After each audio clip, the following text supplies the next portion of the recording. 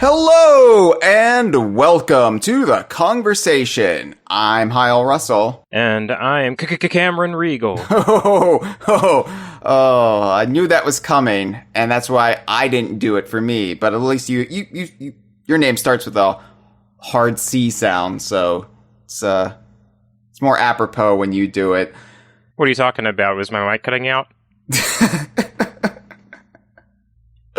Oh, Cameron, not E3 2022 was a total bust, wasn't it? I mean, at least as far as DK Vine goes, we didn't get much in the way of anything. We got a little bit. In the grand scheme of things, it actually wasn't the worst E3 or not E3 we've ever had. It was... That's weird to say when it's an E3 Nintendo didn't show up to. Right.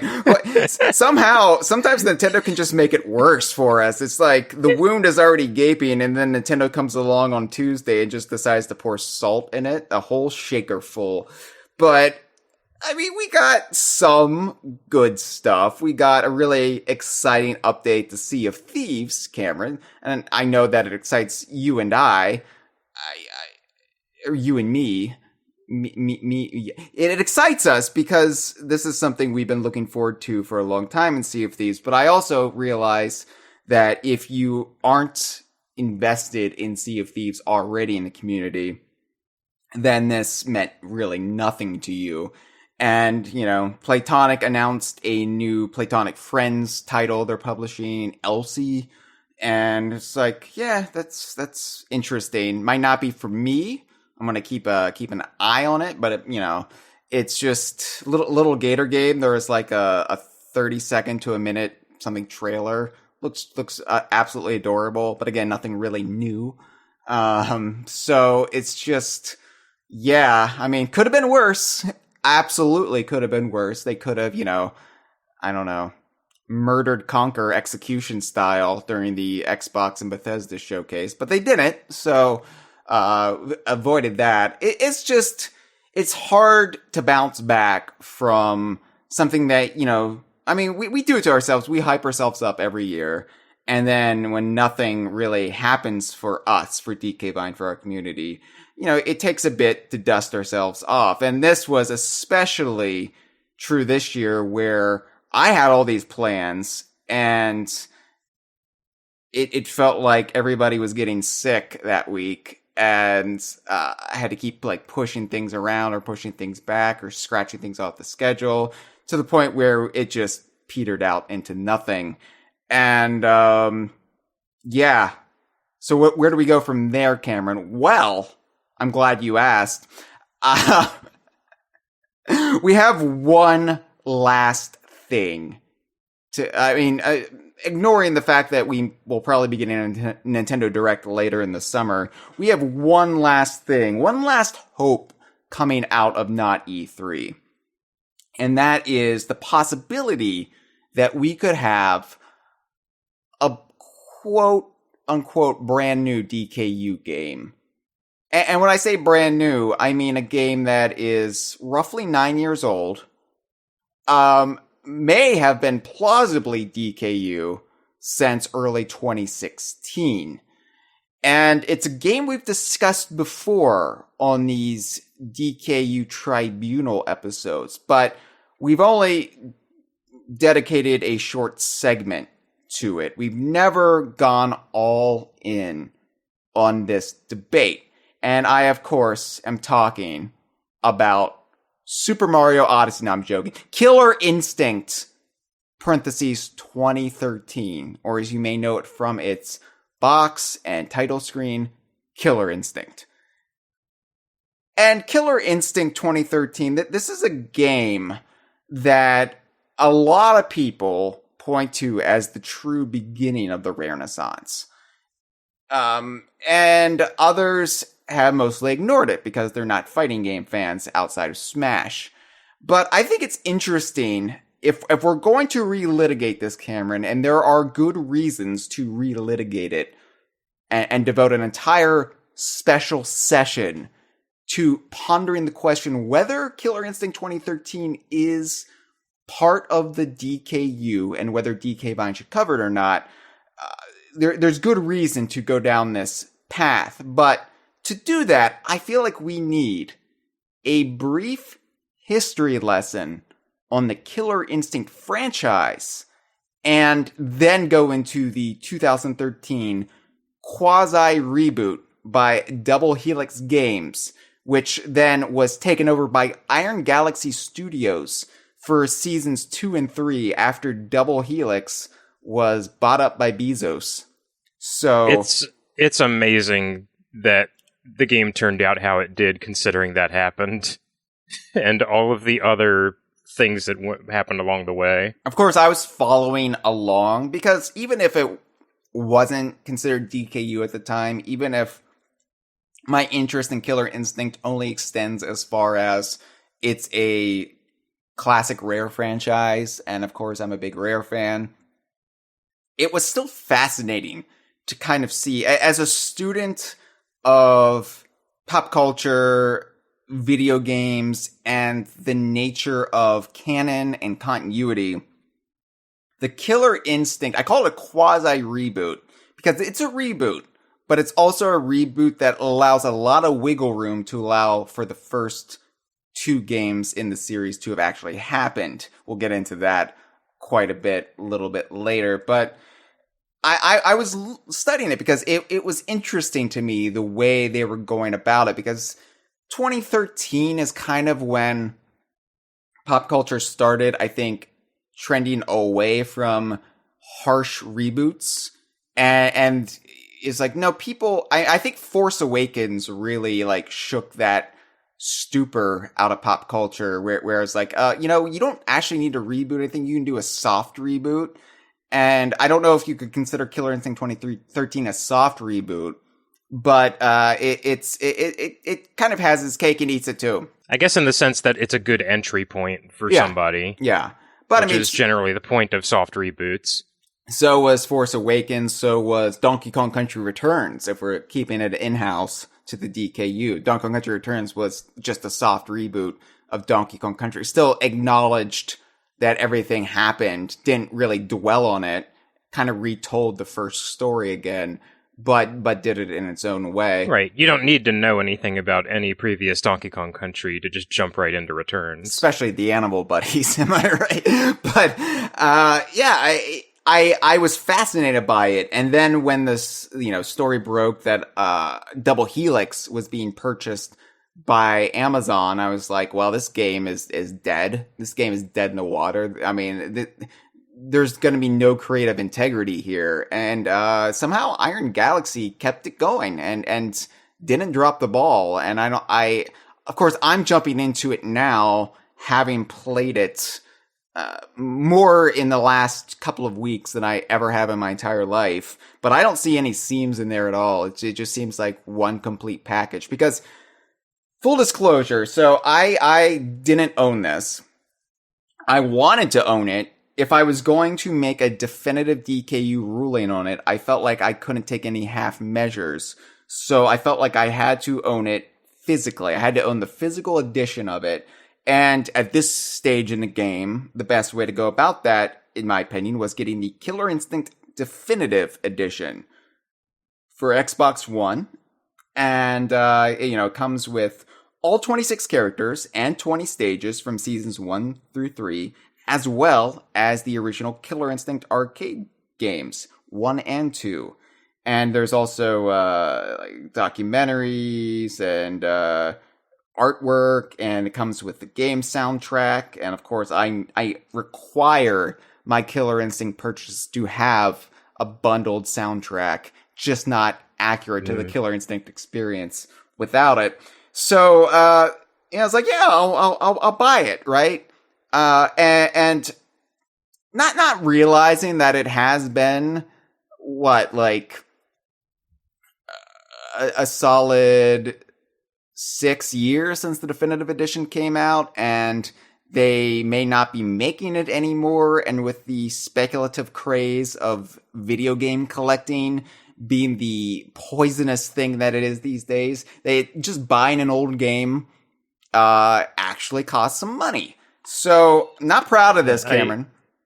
I think the definitive edition launched in 2016 to give you an idea of how long ago that was. It doesn't feel long ago, especially in the context of DK Vine, but it was a long time ago in the context of buying games, because this set me back $170 US. Whew. I know, and I go on about how, I can't afford an Xbox Series X. This is part of the reason why my crippling dependency on completionism and physical media, but I did it. Which it should be pointed out, if you have Xbox Game Pass, you can play Killer Instinct Definitive Edition as part of that and not pay a dime. That is true. That is entirely accurate and fair. This isn't a situation where Nintendo just delists games and shuts down their eShop on the Wii U and 3DS, and you're like, well, that game might be lost forever now. And Microsoft keeps their stuff available with a few exceptions. Pour one out for Project Spark. But I knew that if we made a ruling in the definitive for the definitive edition, if we made a ruling, I would need it on my shelf ASAP. I would need to have that physical edition, so I'd be making the purchase anyway. And ultimately, this is a game I have been interested in, so I was like, all right, I'll do it. I will feel better about it. Maybe that will help make me more agreeable to any changes that have come in this debate since we last brought it up. So, yeah, not happy about it, but I am happy to own it. It was like one of those things where I clicked it, made the order, and I groaned and winced out loud, and I just kind of curled up in a fetal position for a while on my new Rareware pillow from Fangamer. It's very, very soothing for those regrettable shopping binges you do at places like Fangamer. So, anyway, I mentioned that I did own a previous Killer Instinct game. That, of course, was Killer Instinct for the SNES. I never got Killer Instinct for the Game Boy. I don't think I've even never played it, but Killer Instinct Gold for the N64 was definitely just a rental. I think I rented it for a weekend, and that was it. And of course, I have Killer Instinct Gold as part of Rare Replay, but I don't think I've ever actually touched it in there. Yeah, I think I started with KI 2013. Wow. So you had no preconceived notions about the earlier Killer Instincts? Well, I did, but it was from experiencing them through the arcade game, the arcade games. Whenever I would have the opportunity to play them, because occasionally I would run into a cabinet for them. More reliably than quite a lot of arcade games, actually. KI was pretty common. Mm-hmm. And of course, I followed Rare's website, so I knew about Ask Uncle Tusk. Right. But my preconceived notion of Killer Instinct was essentially, this is cool. I like that Rare has their own fighting game franchise. This isn't for me because I can't get past the first screen. Yeah, let's clear the air really quick here and just firmly establish that both you and I are probably terrible at Killer Instinct in any incarnation or form it takes. Doesn't mean I don't like it. And that's something that I realized as I was playing Killer Instinct 2013 quite a bit in the last week or two is, this is really fun, and the presentation actually makes me giddy in a lot of ways. It's over the top, it's bombastic, it knows it's bombastic. It really is the epitome of mid-90s culture, and they've actually retained that in the quasi-reboot. Yeah, I remember being nervous when the game had its 2013 debut. Is this gonna feel like it's in the same spirit at all? And right. It very much does. Yeah, they didn't do much as far as updating the tone. And you see some of those new characters. You've got the the Japanese horror like Ringu lady, and you're like, is this going to feel more like Mortal Kombat than it does Killer Instinct? But no, it is totally the same vibes and energy as the originals. I think people got nervous when Sadira came out. Mm-hmm. The Spider-Woman who very much looks like a Mortal Kombat character. Yeah, and sounds like a Mortal Kombat character. Sadira, yeah. It's Sadira. But then they, like, as the game went on, I feel like they hit on exactly what Killer Instinct is, which is kind of... Honestly, Killer Instinct is a bit of a monster mash, because, like, we've had a werewolf since day one, a cyborg, we almost had a vampire. Right, you've got an ice creature, alien, extraterrestrial from space. Right, a dinosaur. And over time, KI 2013 sort of filled out like, well, let's follow that to its logical conclusion. What would we see? And we got Hisako, who is the Ringu inspired character, pretty plainly. We've got Aganos, the like rock construct. We've got Kan Ra, who is a mummy in all but like very explicit backstory. Right. We've had Spinal since the beginning. Yeah. Killer Instinct reminds me of kind of a blending of like Mortal Kombat and a little bit of Street Fighter, but it's more just like taking those concepts and just putting them through a blender of mid-90s culture and Saturday morning cartoons. And you've got like a little bit of like maybe horror movie matinee kind of vibes to it too. I really like the tone of Killer Instinct. I think if there's any fighting game franchise that would stick with me, it would be Killer Instinct, because it's more up my alley than either Mortal Kombat or Street Fighter. And I say this as somebody who played Street Fighter and Mortal Kombat in their heyday, around 1993, before I got into Donkey Kong Country, Cameron. Before Donkey Kong Country came along and was a revelation for me where, oh my god, this is the game I have been waiting for. This is the game series I've been waiting for my entire life. I was kind of in search of that. I was a journeyman trying to find my way in the video game world. I was always enamored with Super Mario, but Super Mario always felt kind of off to me. Not to say that I'm not still a fan of a lot of Super Mario stuff, but I never really clicked with Mario himself as a character, or Luigi, or much of the cast. I liked Super Mario Brothers 2 quite a bit. Super Mario World did it for me, but I was like, this isn't mine. This isn't where I'm home. I need to still search for that. I played Sonic the Hedgehog on an older teenage child of friends of my parents' Genesis, and it's like, this is cool, but this isn't for me. This is too frenetic. I don't know. And for a while, I got into those the fighting games, Street Fighter 2 Turbo Edition, and Mortal Kombat. Although Mortal Kombat was more of a sneaky thing where I didn't want my parents to know I was playing it, so I'd play it at friends' houses and what have you. But I like the colorful characters, and I liked, how a lot of lore could be conveyed in simple 2D stages in the background and simple text screens, and I liked all of that, and I liked everything but actually playing the game, like the way you're supposed to play it.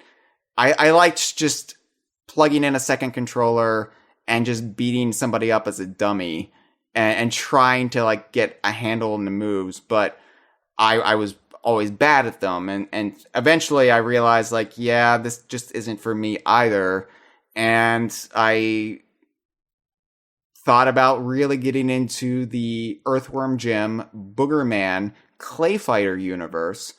And then Donkey Kong Country came along and saved me. But I say all that as kind of a preamble of where I was with fighting games when the original Killer Instinct came along. Because Killer Instinct started life as sort of a fraternal twin sibling of Donkey Kong Country.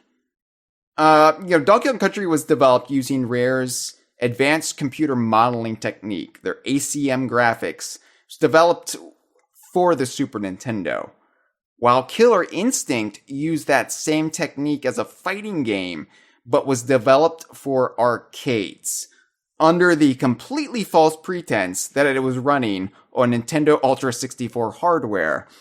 That was a lie. They were lying to you, and they knew it was a lie. I don't know if it was just, optimistic, yeah, we can make this look just like it does in the arcade on the N64.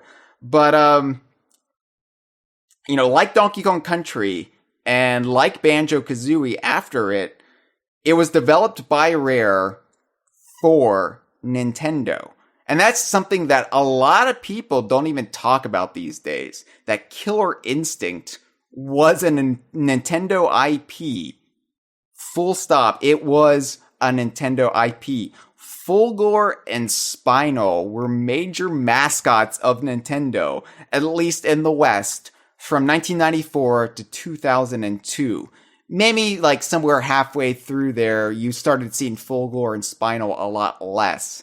But I'm thinking back to that statue that we know was hanging around Nintendo of America until at least the early 2000s of Donkey Kong, Dixie Kong, Baby Mario, Yoshi, and Fulgore riding around in a classic car. Yeah. I think you start, once Killer Instinct Gold came out and sort of underperformed, and then especially once Pokemon really caught on and Pikachu and friends really became permanently imprinted in the Nintendo culture, you started to see the KI characters far less.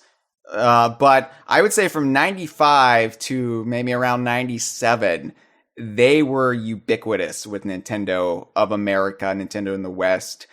They were right up there.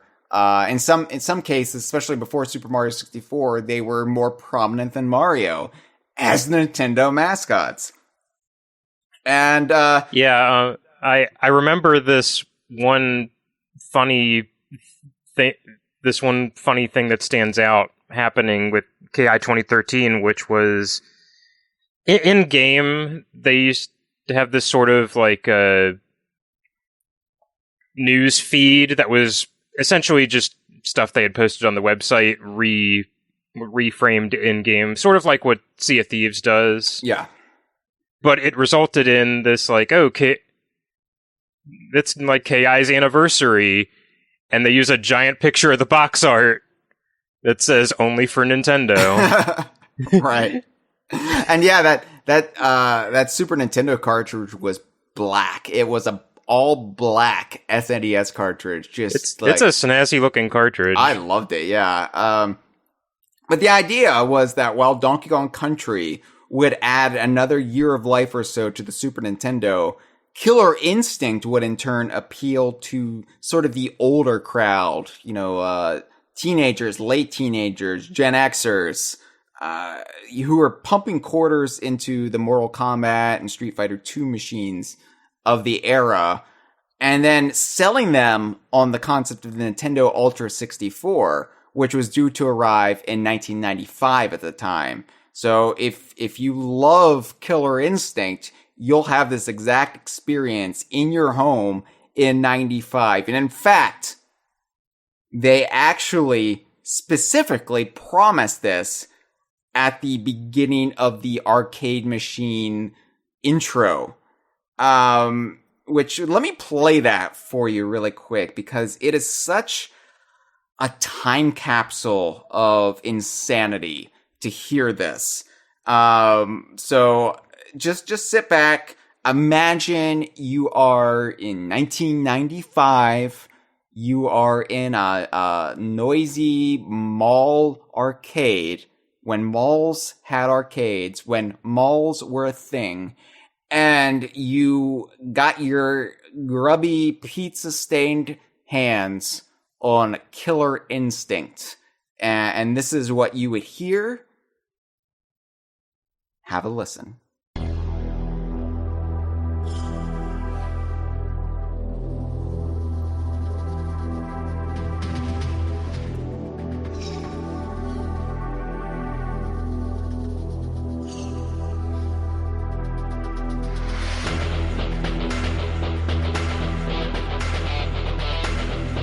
Available for your home in 1995, only on Nintendo Ultra 64.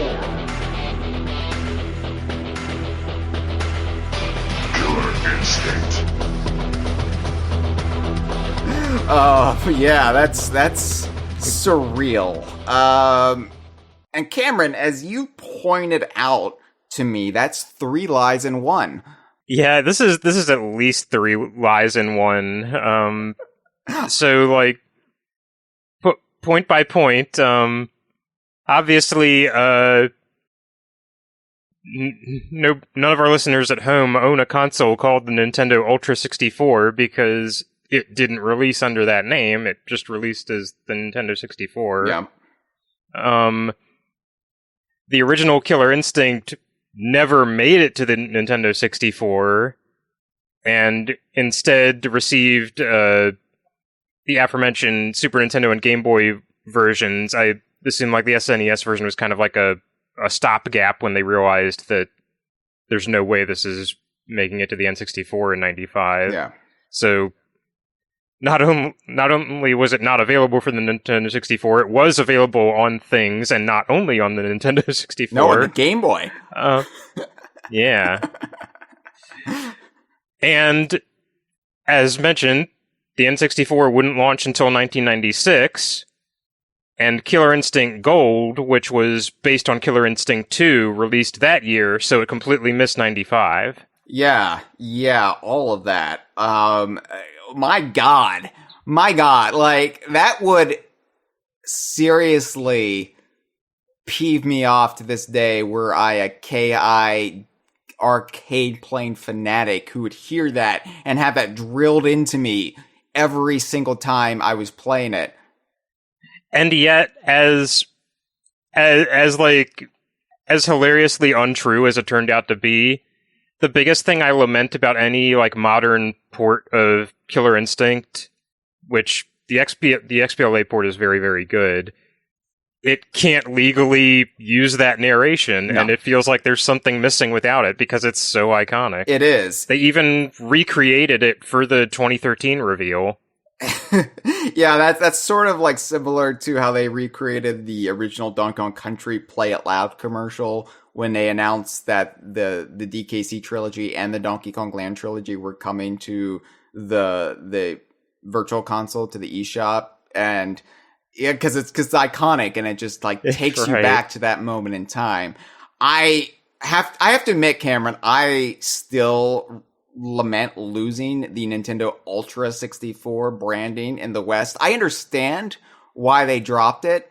I wish Japan would have adopted it because, like, if they wanted a worldwide identity, I think Ultra is just a lot more kick-ass than Nintendo 64.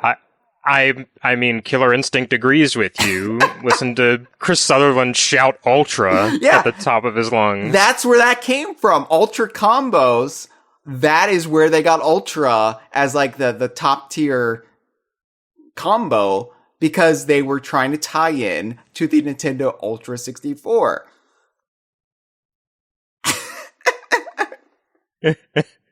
And of course, like, 95 is sort of my most nostalgic peak when I think about being a Nintendo fan, because not only did you have Donkey Kong Country reigning supreme, supplanting Mario in the Mania as like Nintendo's top IP at the time, you had Donkey Kong Country 2 on its way, you had Killer Instinct in the arcades coming to the Super Nintendo, but you also had the promise of the Virtual Boy.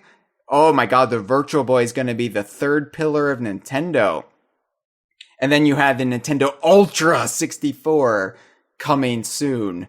So it was just like this magical time, and very quickly everything got taken away. It's like, oh yeah, now it's the Nintendo 64. And now the Virtual Boy is dead on arrival, and now Mario is king again. Oh well. You kind of went from Chris Sutherland to John Lovitz there. That's the way it feels, going from Nintendo Ultra 64 to Nintendo 64. It's just like, obviously Nintendo 64 is iconic, and I don't know how much Ultra would translate around the world, but to me, you have the regular Nintendo Entertainment System / Famicom. You have the Super Famicom or Super Nintendo. Then where do we go next? We go Ultra, baby. We go Ultra. I don't know. Just my opinion. I wonder if they would have run out of like adjectives after the N64. Yeah, maybe that's why they got off that train when they did, because then the GameCube is just going to suffer if you can't top Ultra. The godlike GameCube. The Godslayer. Nintendo Godslayer. Wow. Yeah, it's just this cute little box with a little handle like a lunchbox. Yeah. What do you got there, Timmy? The Nintendo Godslayer. It's got a handle so I can beat you to death with it. But, Killer Instinct was always promoted by Nintendo of America. Because did it even get a release in Japan? I don't know. I assume it maybe did, but this was very much driven by Nintendo of America. Howard Lincoln, Ken Lobb, in partnership with Rare. They wanted their own sort of Mortal Kombat Street Fighter killer that was purely Nintendo's. And Nintendo of America promoted it as this edgier, more mature use of the ACM technique during the height, the absolute pinnacle of the Play It Loud era in the window before the Nintendo 64 launched. And of course, and it's maybe the perfect showcase of that kind of technology, because like, hey, what's a game we can make that keeps to a single gameplay screen and shows off an insane amount of character animation frames. Right. Yeah. And when I say like it was marketed towards a more mature crowd, keep in mind this was before enough time had passed that it was firmly established that the Donkey Kong Country series would also be for sexually mature adults. That we would still enjoy it in adulthood, just as we did as kids. But I always remember feeling a bit competitive with Killer Instinct as a Donkey Kong Country fan, especially as 95 rolled along and the Super NES port was gearing to come out just a couple of months before DKC2. Because I remember always feeling defensive of Donkey Kong Country whenever Nintendo Power would be heaping praise on Killer Instinct. I would be like, all right, but Donkey Kong Country, right? It's similar to the early days of DK Vine when we felt like we had to go up against the likes of RareNet, the firmly established Rare fan site on the internet. And RareNet, they were primarily about GoldenEye and Perfect Dark. The days when Rare's output was so wide and so diverse that Rare fandom would kind of get into this cold war with one another over like the different properties. I'd say the GoldenEye and then later Perfect Dark in 2000 kind of supplanted Killer Instinct as that older marketed Rare IP, in contrast to the DKU platformers like Donkey Kong Banjo, Conker. And it's funny to look back on it through that lens, because there's so much of the same studio's DNA through all of them. Like the quote unquote mature game you're talking about has burp and fart jokes with Riptor. Sure. But you don't see that as a kid when you feel, as a kid, you're very defensive about not being viewed as just a kid.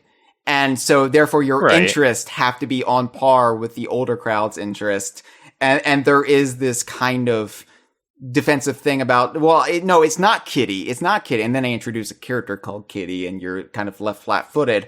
But I think that, like, it's just silly to look back on now as an adult, who loves Donkey Kong, but also loves Rare.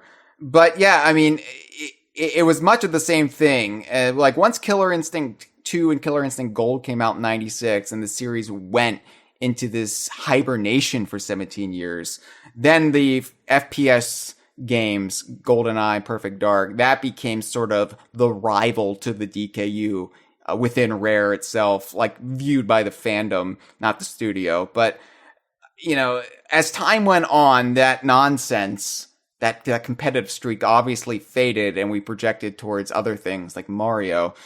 But Killer Instinct became one of those Rare franchises that we felt nostalgia for, even if we didn't have any true personal connection with it. Like I said, I owned Killer Instinct for the Super Nintendo, rented Killer Instinct Gold. I feel like it ended up being a franchise that Banjo and Conker and Donkey Kong Country fans started to feel a kinship with, because Killer Instinct fans were with us begging for sequels to Killer Instinct alongside us. Yeah. In fact, Killer Instinct 3 was one of those titles, those like legendary what if titles that was bandied about so often from like the early 2000s to the release of Killer Instinct 2013. Like it was like almost a 13, 14, 15-year streak of Killer Instinct 3, Killer Instinct 3, Killer Instinct 3. When are you going to show Killer Instinct 3? And Rare would make jokes about it. Like, we have Saberman Stampede and some other titles that DK buy, but Killer Instinct 3 was right alongside that. Every E3, people would wonder if this was the year we would see Killer Instinct 3. The Killer Instinct connection to the DKU is interesting, because even though Killer Instinct 1 and 2, and by proxy Killer Instinct Gold, which is just Killer Instinct 2, but for the N64 with some other bells and whistles. But even though they were never part of the DKU, there have always been references to Killer Instinct in the DKU. And we made a list, and I don't know how comprehensive this list is, because I'm sure we've missed something. Yeah, there's gotta be something. Because there's a lot. There's a lot, yeah. and I feel like we need to first, before we get into if Killer Instinct 2013 is DKU, we need to get into all of the ways the DKU has touched upon Killer Instinct leading up to it. Yeah, and I would stress this is just connections to the DKU before 2013. Otherwise, this would take even longer. Right. Like, I don't think we're going to get in a sea of thieves here. Or hashtag IDRB. Right. I mean, we'll touch upon both later on. But this is just sort of how the two franchises have kind of brushed up alongside each other along their parallel routes. So, obviously, Donkey Kong Country 2 is what most people will think of if they're listening to the Kongversation. Because we have a freaking Killer Instinct machine, an arcade machine, in Cranky's Monkey Museum. But that's not all. We also have a poster on the opposite side of the Monkey Museum of Killer Instinct character Chief Thunder, just his render from the original Killer Instinct. And then you also have, on the Crazy Kremland map screen, a big sign that says KI here above the Crazy Kremland arcade. And you look in the arcade, and if you squint, you'll see all of the machines in the arcade are just Killer Instinct machines. You get the impression that, like, in the world of Donkey Kong Country 2, Killer Instinct is just sweeping the world. Yeah, yeah. Because like Cranky, even one of like Cranky's random lines when you leave him is like, "I'm gonna go play some rounds on Killer Instinct." Right. Yeah, I think he has another line where he complains about it in typical Cranky fashion. But it's funny because, before we started to see a greater degree of cooperation between Nintendo and Xbox, in relation to their, shared Rare heritage by, Banjo-Kazooie on NSO plus expansion pack, Banjo-Kazooie in Super Smash Bros. Ultimate, you would have the Donkey Kong Country 2 references to Killer Instinct on the Wii U or the new 3DS. And again, should be stressed, both of these Nintendo franchises at this time, Nintendo owned IP. Right. Yeah. So even with that, like, we had the sort of internal marketing render of TJ Combo, Mario and Diddy together. Right.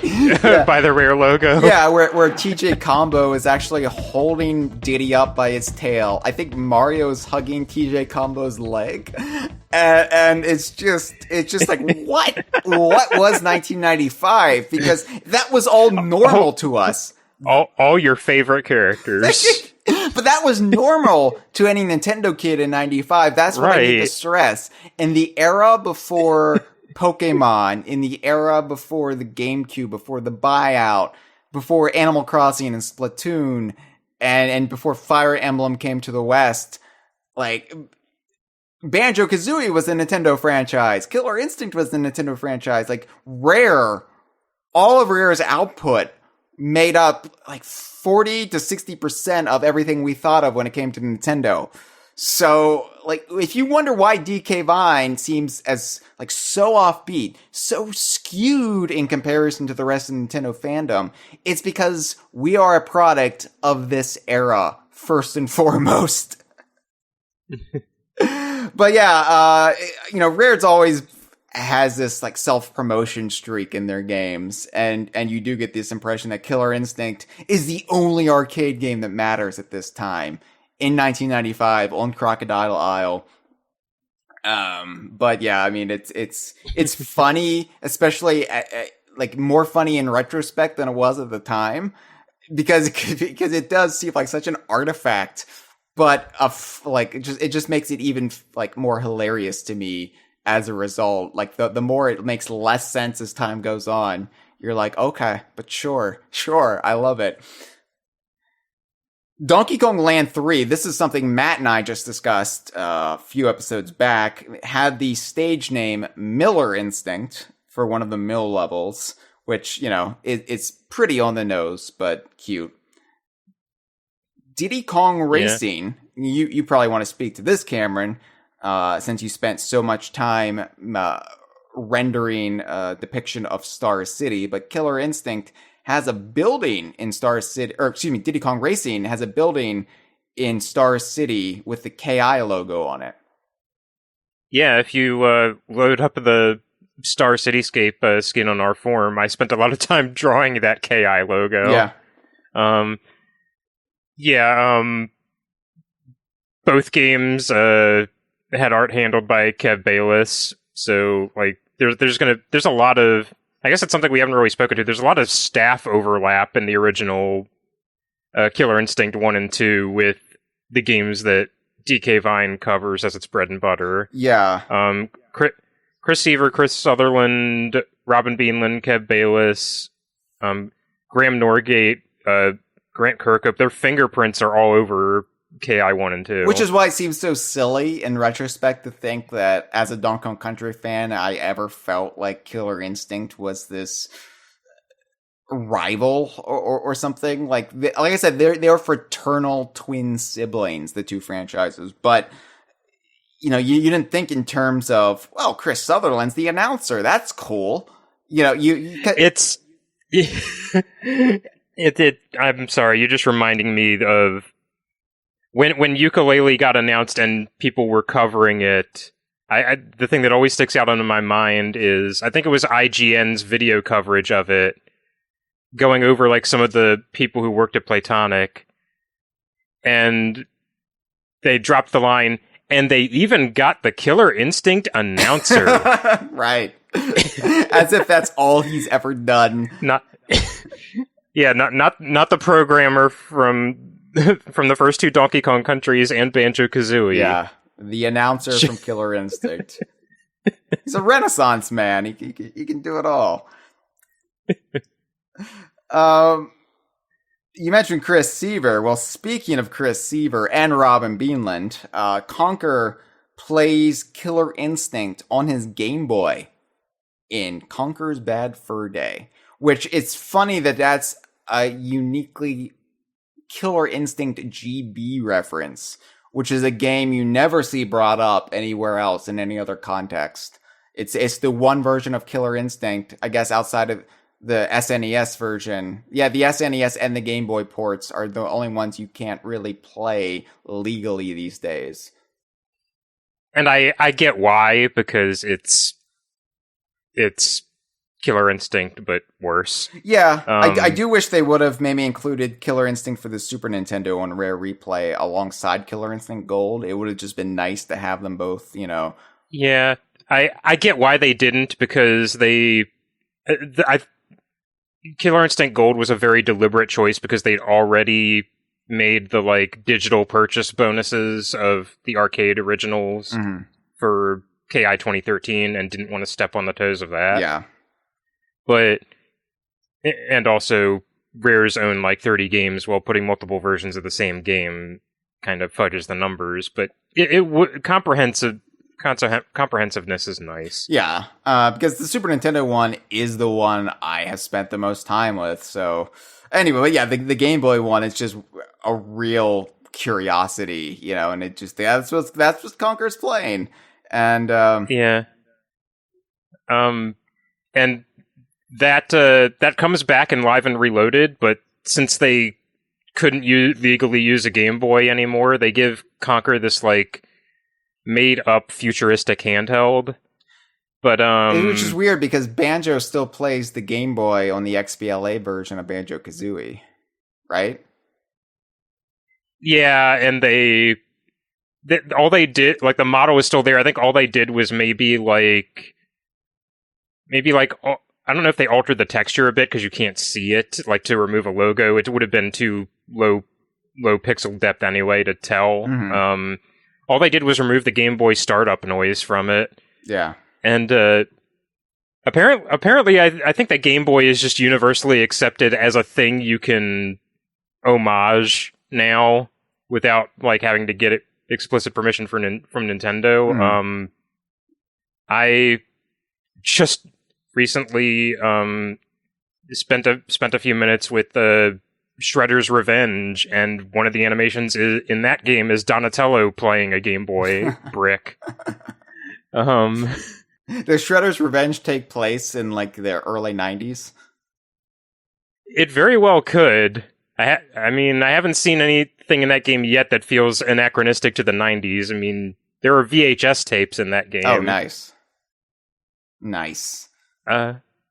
It's very good. I would highly recommend it. But to get back on track with the Conker, because they made up their own handheld, this one has high fidelity audio, so you just get like straight audio rips from like KI2 and KI1. And it's not even because, again, Robin Beanland has his fingerprints all over both of these games.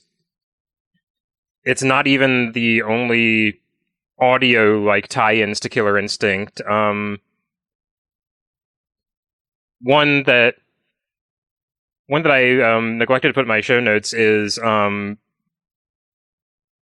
they sort of share one of Jago's lines. I don't know if it's a Rare employee or just a stock library sound effect, but they use it both when Conker's playing the Game Boy and when he's whenever a character is wielding the katana in multiplayer.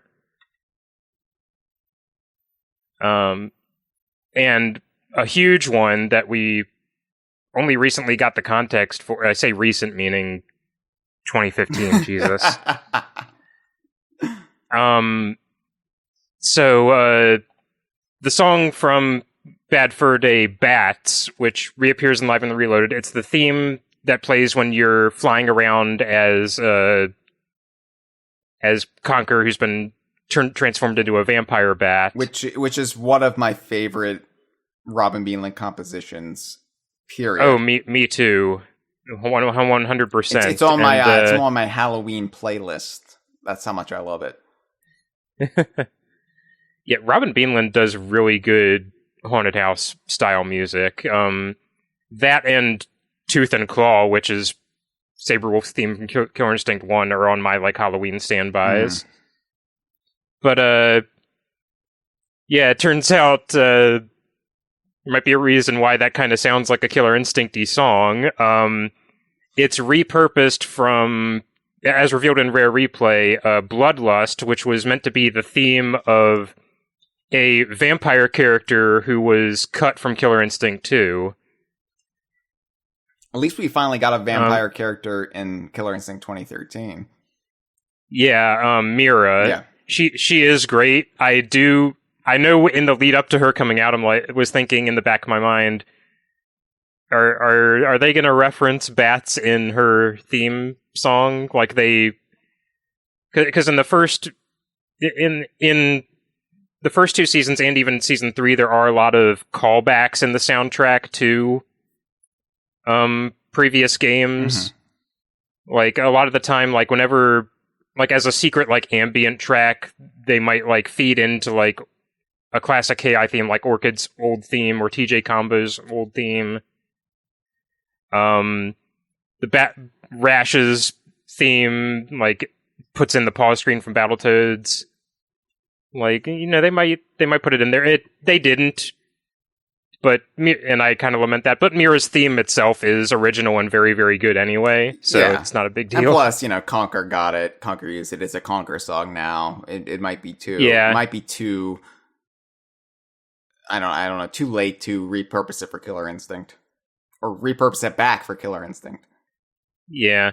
By the way, soundtrack for Killer Instinct 2013, phenomenal.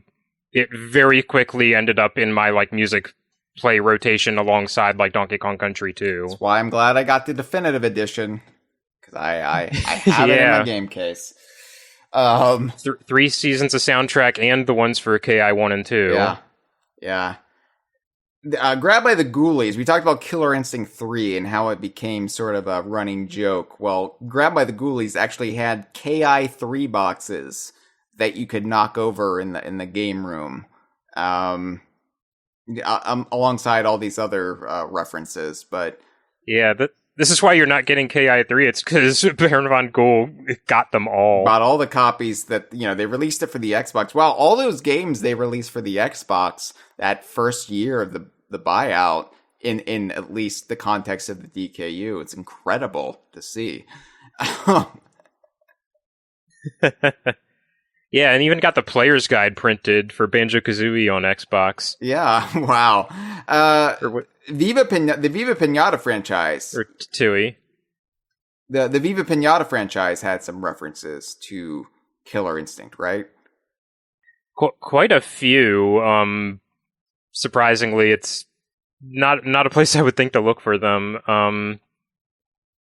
So, this is one I only discovered doing research for this episode, so honestly there might be more in the Viva Pinata games that I just haven't encountered. So a thing in Viva Pinata is that when you first get your garden, it's full of trash and you have to clean it up. And of course, because this was Rare at their peak, like self-deprecation to the point of maybe being a little bit concerned about their morale. One of those pieces of trash is an arcade machine themed after Grabbed by the Ghoulies that you just find like half buried in the ground. And that doesn't have an item description in the original Viva Pinata because it's just junk that you're meant to get rid of. But in the DS game, Viva Pinata Pocket Paradise, that item has a description, and it's an old arcade machine that has lost its killer instinct. It's not the first time we would see Ghoulies in the trash in a Rare game either. Not the last time we would see it. I mean, yeah, it would be be a reoccurring theme up until the Kinect era. We've seen it in the trash and Cooper in the toilet. So. Something. And the sequel to, I guess, both of these games, Viva Pinata Trouble in Paradise, had a couple Killer Instinct tie-ins that I know of. One of them was an accessory, which there are a lot of Banjo-Kazooie accessories and like one or two Conker accessories that are, and a Mr. Pants hat, but between both games that are pretty explicit. This one kind of surprised me because it's something that KI 2013 would get very, very, very far away from. Mm-hmm. It's an accessory called the Thunder Cut, which is modeled after Thunder, then Chief Thunder's mohawk from the original Killer Instinct, which is...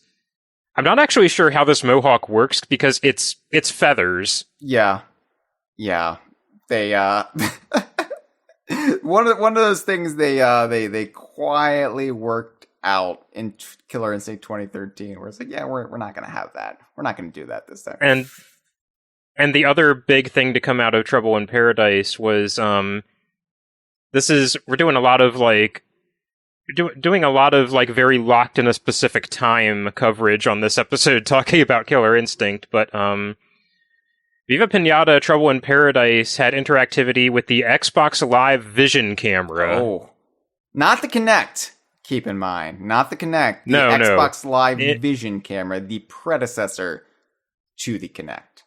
So, yeah, Rare released a special series of Pinata Vision cards. I say cards, they were images on the web. Mm-hmm. That you could scan into the game and be rewarded. I think they were meant to reward you with themed pinatas. I think some people were... sometimes it would just give you items. But several of the cards were themed after Killer Instinct characters using renders from... I think mostly KI2. And this was funny to look back on because in the process of trying to dig up these old images, I would find clickbait articles saying, like, is Rare teasing the comeback of Killer Instinct? Because it got Viva Pinata Trouble in Paradise Pinata Vision cards that, when scanned in, were meant to reward you with pinatas that were, like, thematically in the ballpark of the character on the card. Yeah. And it should be stressed, like, Banjo, like, they weren't the only Rare franchise to do this with. Banjo got cards, too. And we later find out that they cheekily, in the background, hid, like, Banjo-Kazooie development art in the backgrounds of those cards. Yeah. So yeah, a very strange sort of resurgence of old Killer Instinct renders. Right, because briefly around the time of Viva Pinata, the whole chunk of Viva Pinata games, Killer Instinct was kind of at its like lowest ebb as far as cultural relevance goes. Like it was so far removed at that point, like more than a decade since the last Killer Instinct, and it was just like, I think like hope for KI3 was fading, but not completely extinguished, because these things never are. And even now, like 10 years doesn't seem that long, but back then 10 years was an incredibly long time. But you mentioned Banjo and Kazooie, and Banjo-Kazooie Nuts and Bolts also referenced Killer Instinct quite a bit. Yeah, this one's kind of a blowout. Yeah. I feel like Nuts and Bolts was a lot of ways a blowout, because there was this mood during Nuts and Bolts development where, like, well, if this doesn't work, if this doesn't sell, this is it for us. We're done. And so they were getting a lot of it out of their system while they still could. Thankfully, that wasn't the case. You know, things eventually evolved to where they are today. But yeah, Nuts and Bolts almost felt like this Viking funeral where they're just setting everything on fire. So we had the Cinder, one of the things not referenced in Nuts and Bolts, I don't think. Yeah. Tusk, though, speaking of Vikings, Tusk is in there. We had the Fulgor's Fist vehicle part, which, it's funny because Fulgor is one of those characters who was so ubiquitous in the contemporary time of Killer Instinct, but was mostly cast aside in the nostalgia of Killer Instinct. It's interesting because Killer Instinct is a franchise that I don't feel like has it doesn't have a Ryu, or a Scorpion. Like, I feel like most of its cast are on a fairly even keel with each other because they'd kind of trade off how prominently they used them in promotion. Yeah. But if it did have a face, it is definitely Fulgor. Yeah. He's on the Super Nintendo box. He's on the KI Gold box. And what about Spinal? Spinal is right up there, though. Right, exactly. Yeah. There's no clean. There's always an argument to be had who is the face. I mean, if you wanted to even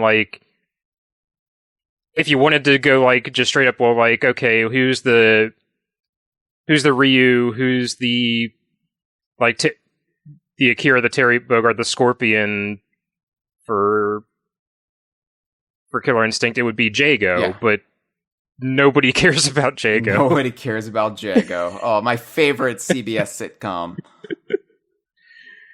I like Jago, but he's not.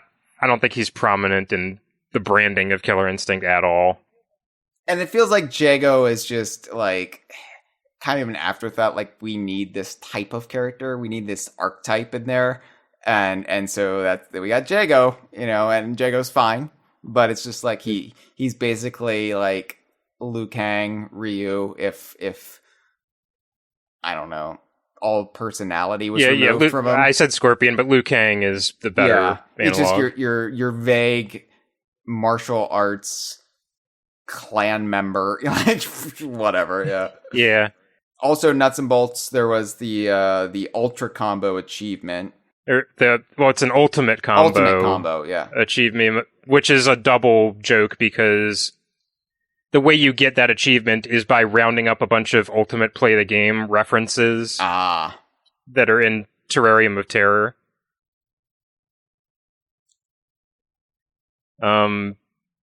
There's another pun along the same caliber of Miller Instinct, but even more tortured, which is in a background joke at the end of the game when you see Log's factory, the interior. There are a bunch of joke names of games on the wall that are meant to be either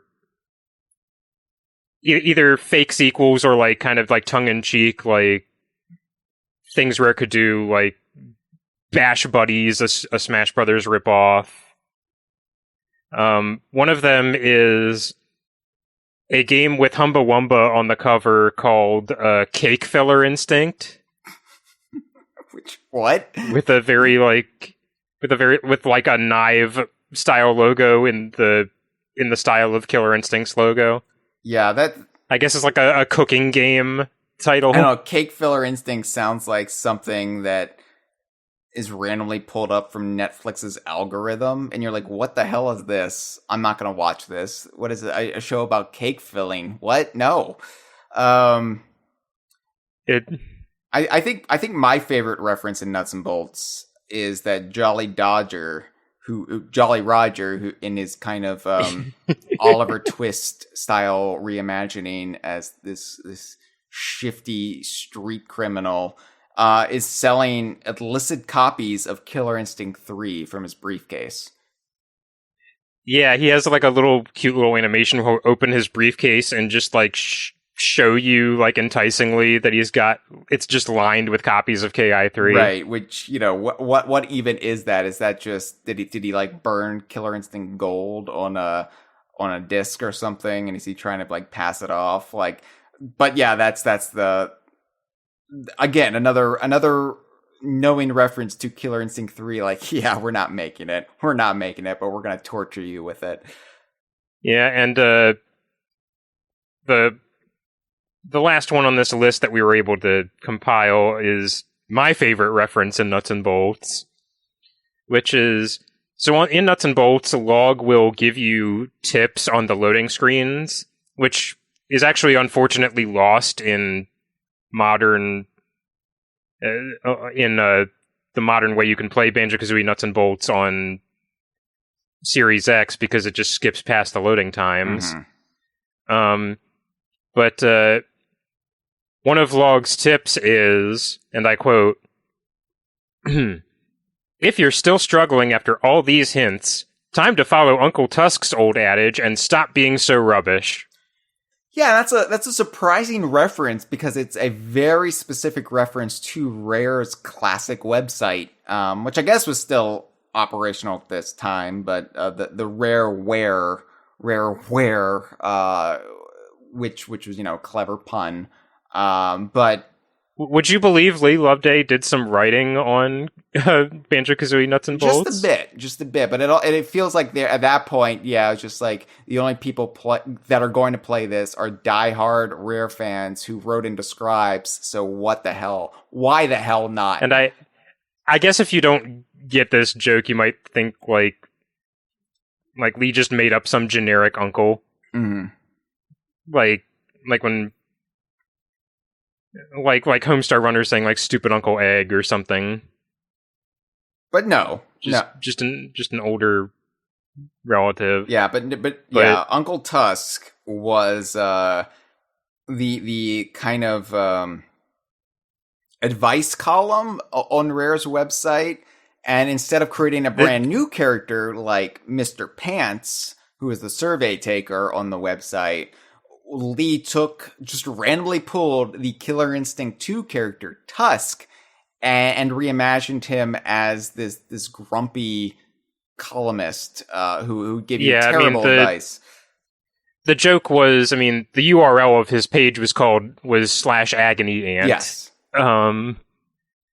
It was basically like giving you a Dear Abby style column, but the person fielding your questions was this grumpy hair trigger barbarian, right? Bloodthirsty, yeah. And so like, hey, how do I do this in this game? And then they would just insult you, really, which was great. I didn't write into Uncle Tusk often. I was more of a scribes kid, but Uncle Tusk was always a pleasure to read, and it made you like the character of Tusk by imagining him in this light, even if you weren't a fan of Killer Instinct or Killer Instinct 2. It even ended up like having some of its own like weird lore chains of like one of the, I think 2 of the endings in Killer Instinct 2 end with Tusk and Maya as a couple. Yeah. And there's like 1 or 2 letters in Uncle Tusk where he just mentions offhand like Maya's doing some training with TJ Combo. It's weird that like she's so worn out the next day and not back. Oh my! Or kids would read this website, by the way, and this is why we were such fans of the classic Rare website, and by proxy Lee Loveday, because he never talked down to you. I mean, he would insult you, but he would never talk down to you. And it just felt like sublime to have this kind of relationship with a major game studio. And Uncle Tusk was a little bit before my time, but I like ended up reading through the archives of it after the fact, and I ended up loving it so much that I named a pet in Sea of Thieves after a running joke in Uncle Tusk about him having a geriatric sickly cat named Sniffles.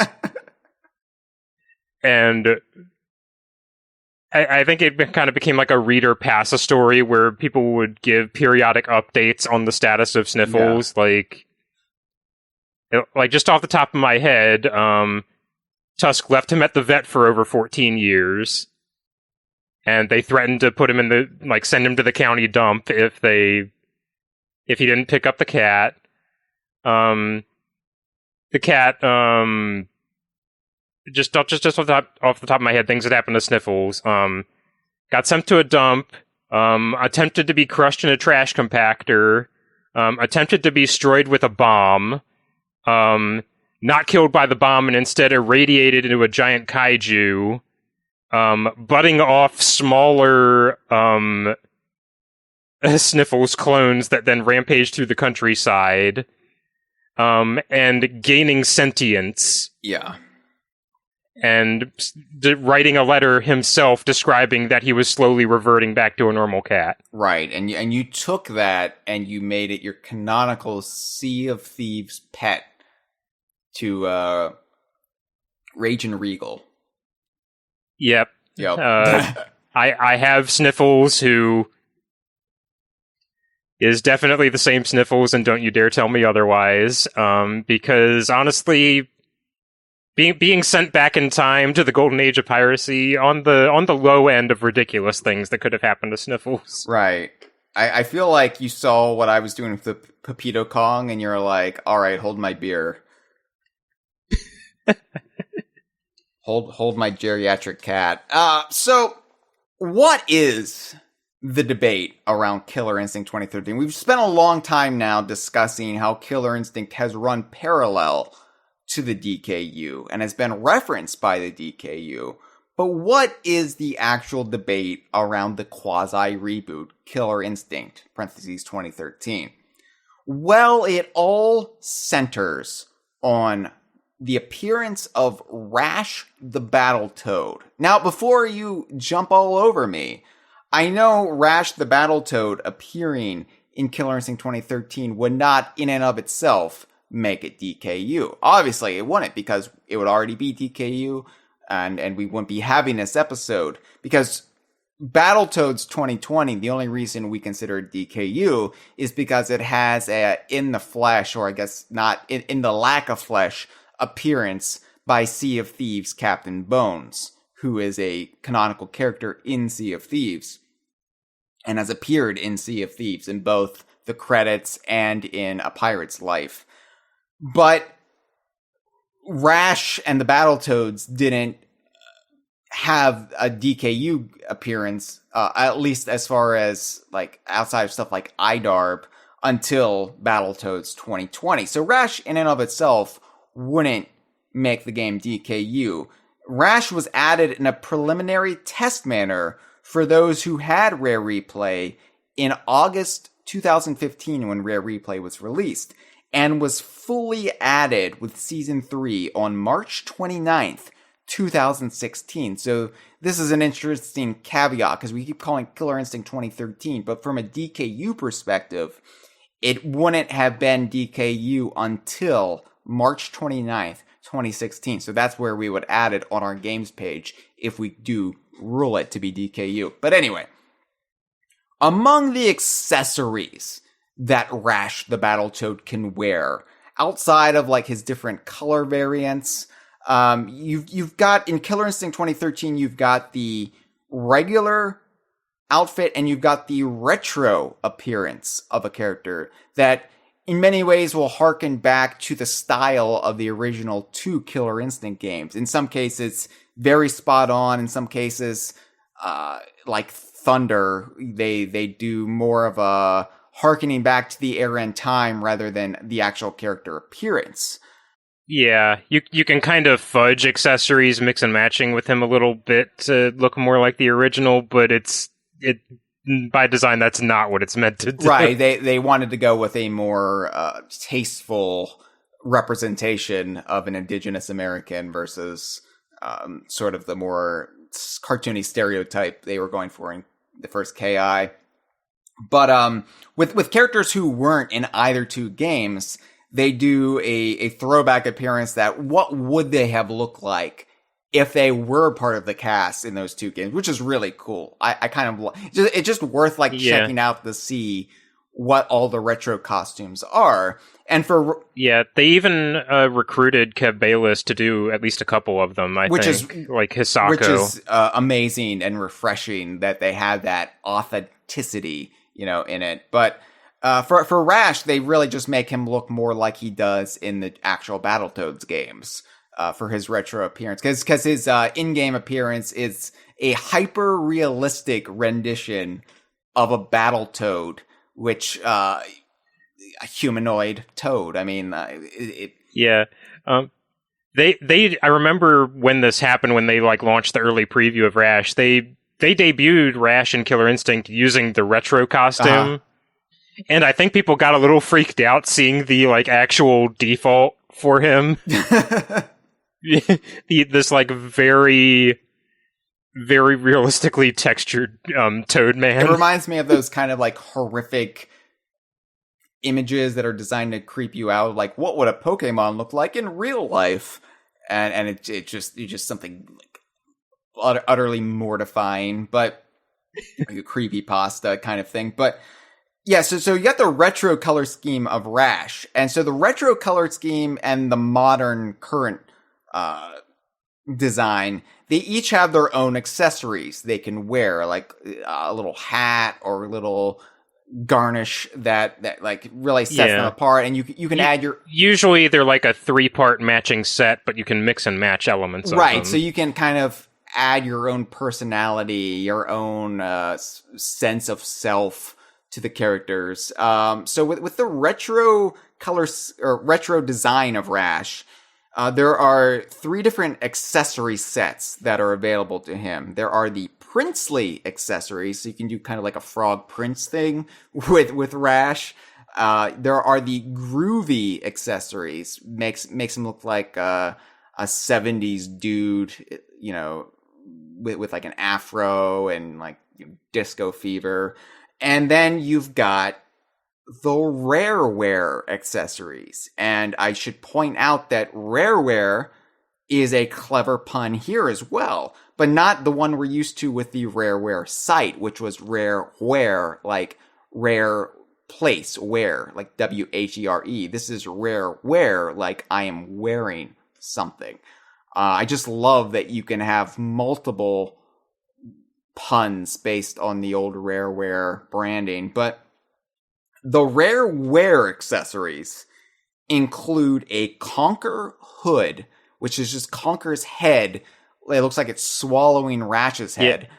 Yeah, you might think this is a Conker hood. That's Conker's sweatshirt. No, it's Conker's entire head. Conker's entire head swallowing up Rash. There are Banjo shorts, which are just Banjo shorts, very authentic. We know Banjo is always leaving pairs of shorts behind based on Ukulele and a Cracklestone, so this is not surprising that Rash would be able to get a pair of them. There is a Jiggy tattoo, which I think comes with the Banjo shorts. I'm not sure if that's the Banjo shorts or part of the backpack, because I've never broken the set. I think it comes with the backpack, but I'm not 100% on that. I've never actually mixed and matched. It's not a separate part. No. It's included with either the shorts or the backpack. Yeah, but a Jiggy tattoo and a backpack. And you might be thinking the backpack, it's obviously Banjo's backpack. You've got the shorts, you've got a Jiggy tattoo. Why wouldn't it just be Banjo's backpack? But no. Banjo's backpack, it may supposed to be in intent like Rash is wearing Banjo's backpack, but in reality, the backpack is the head of the Lord of Games from off of Banjo-Kazooie Nuts and Bolts. It's little computer monitor head. And it is on, actually. Now it does appear to be off at times during gameplay, but when you just stare at it, you see it like the Lord of Games is staring back at you. And he's got a smug little smirk. That log. Now, so of course, the question is this actually the Lord of Games, or is this just a backpack designed to look like the Lord of Games? And yes, we have had this debate before. This has come up on past Tribunal episodes. I realized that. And I realized where I stood before. Where I stood before was erring on the side of caution and refusing to classify this as a full-fledged appearance by log because we didn't know. And why did I feel like we didn't know? Well, simple. DK Vine's Twitter account, which I didn't run back then, had reached out to Iron Galaxy asking if it was indeed the real Lord of Games. Now, unlike vintage Lee Loveday or maybe contemporary Platonic, they didn't know how to play our reindeer games, or they probably, more accurately, wisely thought better of it and ignored us, as any professional company probably would. But since we had no word of God in this circumstance, we didn't get any word of God from Iron Galaxy, or in this case, a word on log, we chose to leave it open-ended and thus not a confirmed appearance, because I know I might have a reputation among some people to be full of bullshit, to be a nonsensical, whimsical man-child who wants to say, this is part of the DKU, that's part of the DKU, oh, isn't it fun? But I take it seriously, Cameron. I take it deadly seriously. And I don't mess around with this. I really don't. And I would rather say a game is not part of the DKU than say, sure, the more the merrier, if we don't have enough to go off of. This is very important to me, like the integrity of the DKU. So I, somewhat controversially, shut the book on this. I said, nope, we don't have word of God. We can't make a ruling on this. And this is partly because we've been down this dusty road before. Oh, yes, we have. To nearly heartbreaking results. Let's rewind a bit back to the days of Viva Pinata. Now, when Viva Pinata came out, it was one of the most flagrantly should-be DKU games we've ever seen. Right? Those cases where clearly this is shouting out, I take place in the same shared universe as Banjo-Kazooie, as Conker, by extension, but we're not going to mention it, Donkey Kong. I am part of this shared universe, but DK Vine is very strict with this because the DKU is as fragmented as it is, because there is no overseeing figure pushing this shared universe, and it's up to us to make sense of it.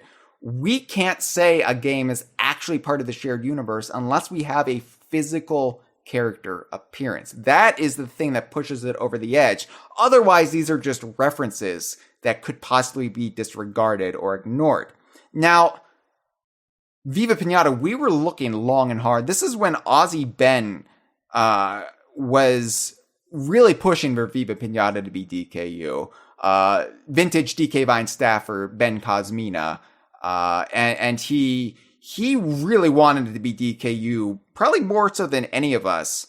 And there were some contested times on the DK Vine forum back then, let me tell you. I remember it being briefly rebranded as Aussie Ben Universe.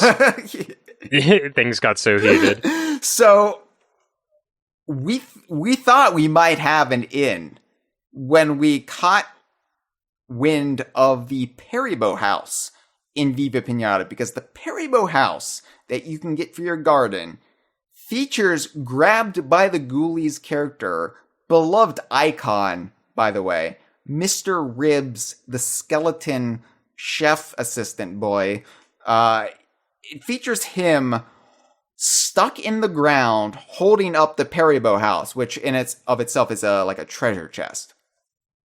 So this was our first argument that Viva Pinata could be DKU if this was an actual appearance by the Ghoulies character Mr. Ribs, if he had been partially buried on Pinata Island and now his fate was holding up this Peribo house. A dark fate for such a beloved character, but we were willing to sacrifice Mr. Ribs on the altar of having Viva Pinata be part of the DKU. So we asked Lee Loveday, who at that time was our really only direct connection to Rare. Like if you wanted any answers out of Rare, this is pre-Twitter, so you had to go through Lee Loveday. He was the mouth of Twycross. And Lee said no. He just flatly shut it down and said, no, that's not Mr. Ribs. That's just a statue made to look like Mr. Ribs.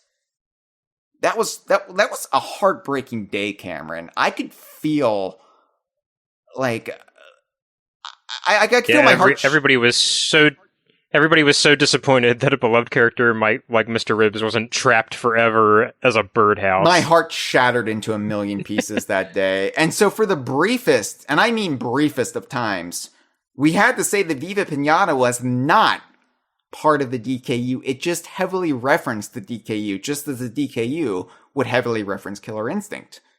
And like I said, despite the Viva Pinata being one of the most flagrantly DKU games ever made, like outside of having Donkey Kong or Banjo and Kazooie in your game, I don't see how any other game could just scream, I am DKU as much as Viva Pinata did. But we didn't have any physical character appearances. But thankfully, Lee later said, and it wasn't too long after this that he said this, that the goldfish swimming in the bowl atop Miss Petulia's head was actually Banjo's pet goldfish, Royston, in a pinata disguise. Which this seems like a direct throwing you a bone, really, to get you to stop agonizing over this. But it's funny because this in turn led to the running joke of Royston, because Royston first appeared outside of the Banjo-Kazooie series in Grab by the Ghoulies as a little Easter egg in the fishbowl in the classroom of Ghoulhaven Hall. And that's what canonized Grab by the Ghoulies. And so when Lee was like, yeah, no, actually, this is Royston disguising himself as this pinata, which was actually just an unused pinata from the game that they stuck in as an Easter egg atop Miss Petulia's head. But they this led to the running joke of Royston being this frequent cameo and reference point. Of course, he would later appear in Connect Sports Season 2 DLC and, of course, Ukulele. But this is really where that got going. And we were like, no, this is going to be a reoccurring thing. Royston as a cameo. So that whole ordeal, Cameron, of Mr. Ribs holding up the Peribo house. And I say it's an ordeal, that is the epitome of a first world problem right there. But it taught us not to make assumptions about otherwise inanimate objects in games that could plausibly be the character just appearing inert. And because that precedent was established, we've never jumped on log in Killer Instinct 2013. Because we never felt like we could make a definitive ruling after Lee schooled us so hard on Mr. Ribs. Yeah, I kind of regret that we sat on the fence about it so long because, nervous to make the same mistake twice, that we basically missed, the entire news cycle of, or life cycle of KI 2013 from then on out. And I mean, I was guilty of this too. Something I was kind of hedging my bets on was, well, okay, we're not going to get an answer on the log thing one way or the other. But in 2016, Iron Galaxy sent out a survey with the that made it very very much look like they planned to continue development on Killer Instinct for quite a long while yet to come, and support would dry up for the game a couple years later. But specifically, they were asking the question. They gave you a list which of these characters would you like to see in Killer Instinct, and it would be. Some of the characters were other like Microsoft crossover characters. Some of them were creatures or archetypes like Lovecraftian, magic archer, Wendigo, Jinn. Mm-hmm. But also among them was Joanna Dark. Yeah. And below that, is there a Killer Instinct character you really want to play that wasn't listed above? And I tried to briefly rally the DK Vine troops to say, like, well, we need to figure out a DKU character and write them in. Unfortunately, that did not pan out like the Smash ballots. Right. Well, also, I think it would be a little bit harder to rally a worldwide a mass of fans to get behind Baron von Ghoul or something in comparison to K-Roll.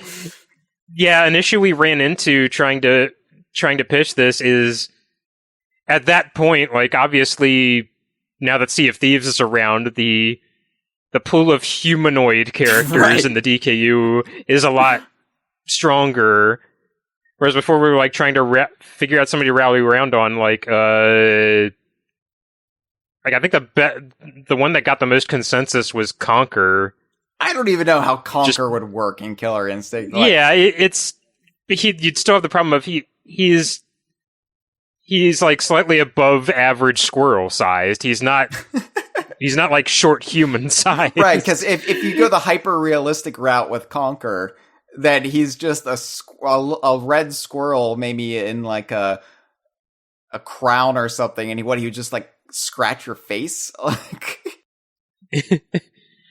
Like it just happened to be like of anybody else, it was either like the character's style doesn't fit, or they're not popular enough, or they're not tonally appropriate. Right. Like Banjo was thrown around, but he doesn't really.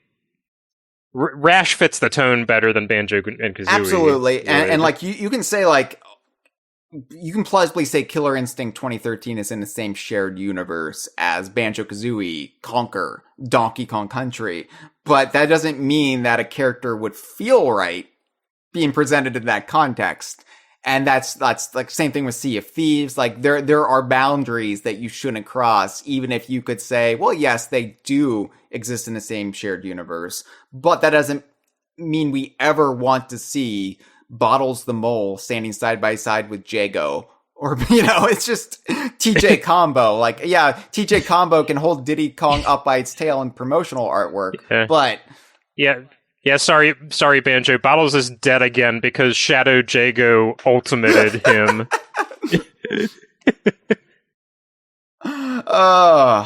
So what's changed? Why are we doing this again? I said at the onset of season 10 of the Kongversation that we would be revisiting some of these cases that have long bedeviled the Kongversation audience, the DK Vine community, that people felt like we didn't make a fair ruling on. And with Saberwolf GBA, that what changed was the MCU showed me that, my way of thinking on the subject of reimagining characters within the DKU could be updated for modern times.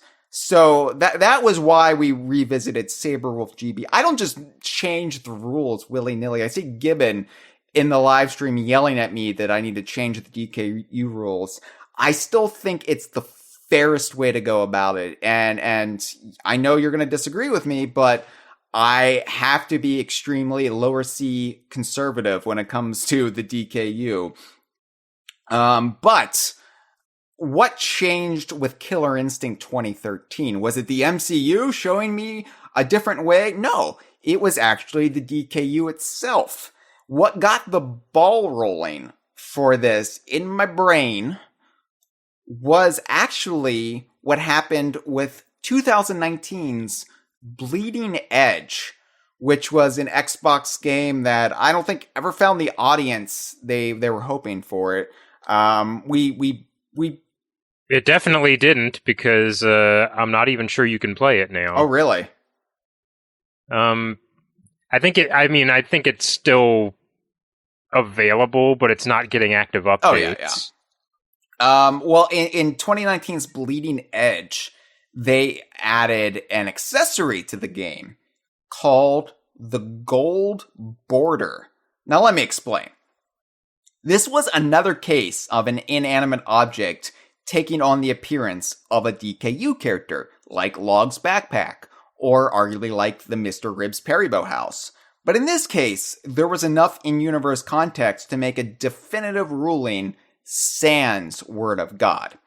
Because here's what the Gold Border was. It was a hoverboard with Sea of Thieves Gold Hoarder's skull on the front of it, adorning it like some sort of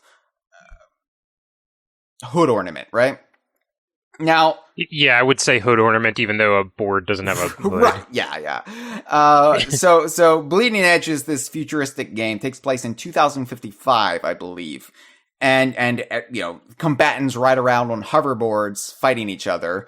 And anyway, you had this Gold Border, which is, I think, only available for a week or so in Bleeding Edge. If you had like Sea of Thieves or something, and I forget the actual mechanism for unlocking it, but it required me to very quickly get Bleeding Edge, install it, and get the Gold Border.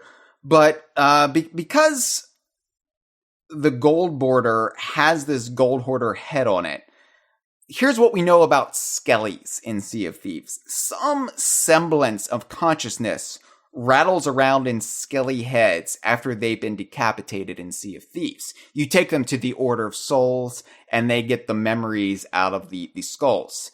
And, you know, we've had this debate with people who are actually work on Sea of Thieves, where, you know, they've never clarified what actually is defined as this consciousness in the skulls. You can interpret it as maybe the soul, because it does glow green like the afterlife energies do in Sea of Thieves. You could just say it's... And honestly, fair for not clarifying, because why explicitly write yourself into a corner when you don't have to? You could just say they're memories, but I don't know. I think because you had that green glow, you can indeed say that it is the Gold Hoarder's head in the year 2055 strapped on a hoverboard, and his soul or some iota of his self is still in there, counting as a full-fledged character appearance. And I realize that's bordering dangerously close on debating some heavy philosophical issues on what constitutes self, but, you know, I think that it perfectly lines up with Sea of Thieves canon, especially because Sea of Thieves introduced the Mutinous Fist faction of pirates at the exact same time, which in universe is where the Bleeding Edge gang would have taken their inspiration and their insignia from. So the door kind of swang both ways very quickly, giving credence to the Gold Border being the Gold Hoarder in the future via strong in-universe link. So I think it also helps that, like, I'm more inclined to want to make this connection than I would have been with Mr. Ribs, because unlike Mr. Ribs, where I'd lament that this very, like, sweet, innocent character met such a horrible fate, Gold Hoarder's an asshole, right. So him being used as the decorative mounting on a hoverboard for somebody to do sweet jumps on is a bit funnier. It is. It's a funny fate, and it's a fun, like, we don't have many glimpses of what may befall the Sea of Thieves characters post, because Sea of Thieves takes place in the past, right? The past of the DKU. So we don't have many ideas of what may happen to any of these characters. So I just like that we have this one confirmation that, yeah, this is the Gold Hoarder's ultimate fate. Maybe he can reconstitute himself one day, but at least in 2055, he is a decorative hood ornament on a hoverboard. Like, that's pretty funny, and I like that. So Bleeding Edge wasn't a controversial thing. Like, Jeff brought it to my attention. I was like, yeah, absolutely. Of course that's what that is. And so post Bleeding Edge, I think we slightly have more confidence to look at an inanimate object that clearly has magical properties, study in-universe evidence and the character's own modus operandi, and use our expertise to make a ruling. So, Cameron, the question then becomes, what exactly do we know about the Lord of Games that would then inform our opinion on this backpack that Rash is wearing in Killer Instinct 2013? It's very interesting that we keep getting these situations involving characters where it is actually very plausible that they could exist as just an inanimate head. And this is the thing. I feel like this can only happen to us, to our fandom. Like, we're not having this argument about the Conker hood. No, because that's clearly not Conker. But we have enough characters that could, like you said, plausibly just be decapitated heads or inanimate like representations of themselves. That it's just like, yeah, I guess we have to have this debate now. Oh, I don't see Mario Wiki having this problem with anybody. All right, so Steve McCorkle from off of Rare Gamer was actually going to be on this episode with us. We were all set to go. Unfortunately, an emergency came up and he had to bow out at the last moment. But before he did so, he kindly provided us with his thoughts on this matter. And I'm going to read that to you verbatim now. I'm not going to do Steve's voice. I'm going to read it as myself, but just imagine Steve saying all of this. Of all of Rare's games, the trinity of Conker, Banjo, and Killer Instinct seem to be where the Lord of Games eschews his disguise and is able to interact directly with the inhabitants. With Grabbed by the Ghoulies, we know that the Lord of Games is present, but chooses to take on the guise of Fiddlesworth to remain in-universe. It's a guarded way that he prevents the residents of that universe from realizing that they, in fact, are a part of a video game simulation. But with Banjo, Conker, and Killer Instinct, we have their universes both actively involved with each other. Conker plays Killer Instinct Game Boy games, Full Horse Fist as a vehicle part nuts and bolts, all of their accessories seen in Viva Pinata, etc. I believe that the coder from Conker's Bad Fur Day and latterly Live and Reloaded is a manifestation of Log, and given that Conker interacts with him when the game locks up, seems to be an occurrence that is both a part of the reality of that universe and a common one enough that Conker knows enough to reach out and request restoration. It would therefore seem logical that Log was seen first in Conker's universe, where the inhabitants already have a relationship with him, whereas Nuts and Bolts would have been the first time that Banjo-Kazooie and Gruntilda were made aware of Log's presence. Now, we have Killer Instinct, where Log is just starting to get comfortable enough with that universe that he can start making appearances. Once the Killer Instinct fighters have become familiar with Log's appearance, he will begin to reach out to them as well, making himself known to them and bringing about the revelations that their entire existence is a simulation. Not exactly light fare that you want to rush into all at once. While we have seen hints here and there, like TJ Combo lifting up an arcade cabinet of the game he's meant to be in, now is a time where Log is going to make a formal introduction to not only his existence, but to the shared universes of Conker, a Banjo, and potentially even titles like Viva Pinata. To what end is this unmasking meant to signify?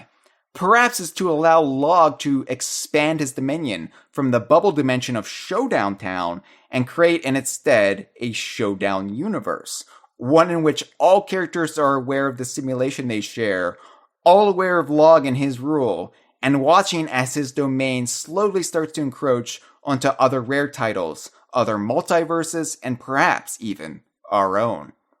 Also, on the topic of the Lord of Games using disguises, it's entirely possible that he was anything from the Orange Jinjo in Bubble Gloop Swamp to Datadyne Soldier number 52 in Perfect Dark.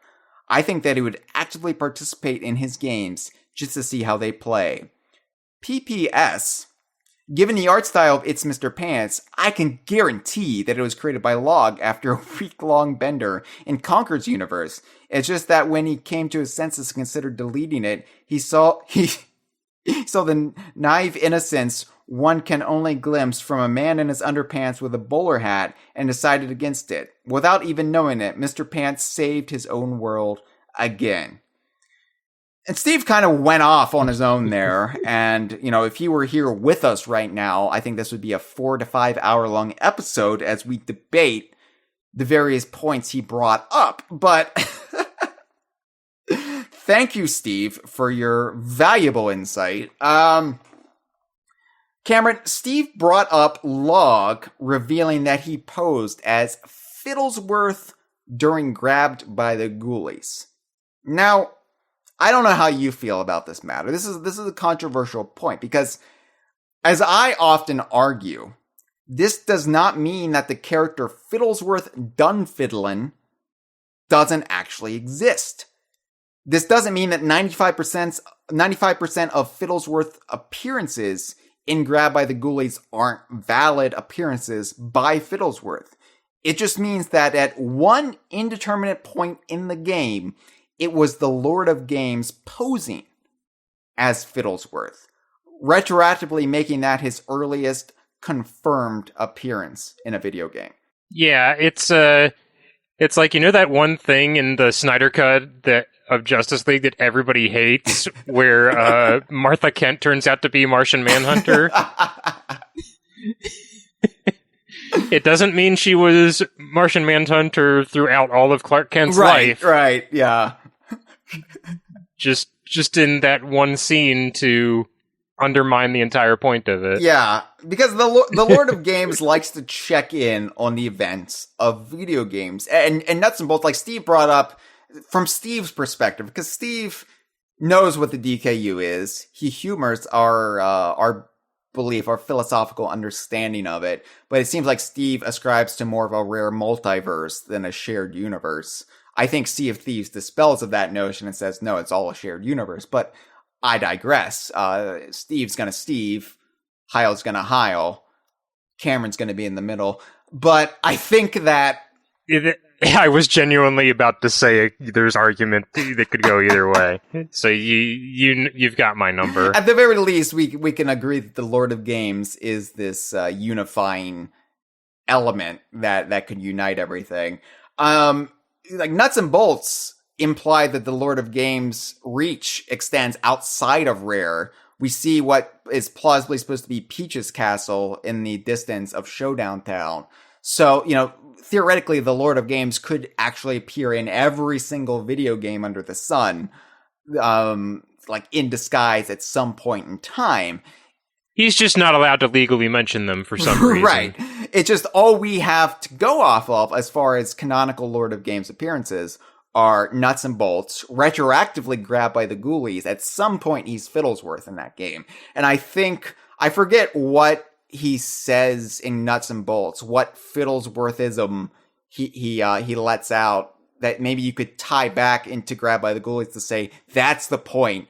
He's actually the Lord of Games. And then you have Killer Instinct 2013 as a plausible Lord of Games appearance. That's what we're trying to determine right now. But we know that the Lord of Games likes to check in on the events of the games, observing either as a fully disguised being or as himself, or maybe as himself in a not so subtle but subtle enough for the uneducated observer form. So, in some ways, you mentioned Martian Manhunter. It's funny you brought that up, the DC Extended Universe, because I'm thinking of Stan Lee's character in the Marvel Cinematic Universe. Because, of course, that was revealed in Guardians of the Galaxy Volume 2 to be an agent sent to observe all the heroic happenings around the galaxy, sent by the Watchers. And you could even make the case then that presumably he's been sent out into the multiverse now, because Stan Lee's disappearance in the modern MCU, which coincided, unfortunately with his passing a few years ago, that could be accounted for by the multiverse expanding at the end of Loki. and then the Watcher sending him into every universe as seen in previous Marvel cinematic continuities, like the Sam Raimi Spider-Man movies. So that's just Stan Lee's Watcher character now out in the multiverse. But I also honestly think like Log could just be intruding on these universes to fuck around. Yeah. Because he strikes me as that kind of character. He'd just do this on a whim to have fun. Right. Like, Log's motivations are not entirely clear. He could be more of a trickster. Like, he could be, like, less than what he claims he is. But Lord of Games was a controversial character when Nuts and Bolts was unveiled. I remember all of the gnashing of teeth on the DK Vine forum about how this just ruins Banjo-Kazooie to have them actually... He's still a very polarizing character, and a lot of it, I think, is just the nature of Nuts and Bolts' story itself, and because he's the avatar of it. Yeah. I personally love Log. I think Log is just brilliant, and I don't think he breaks the universe in any real way. Like I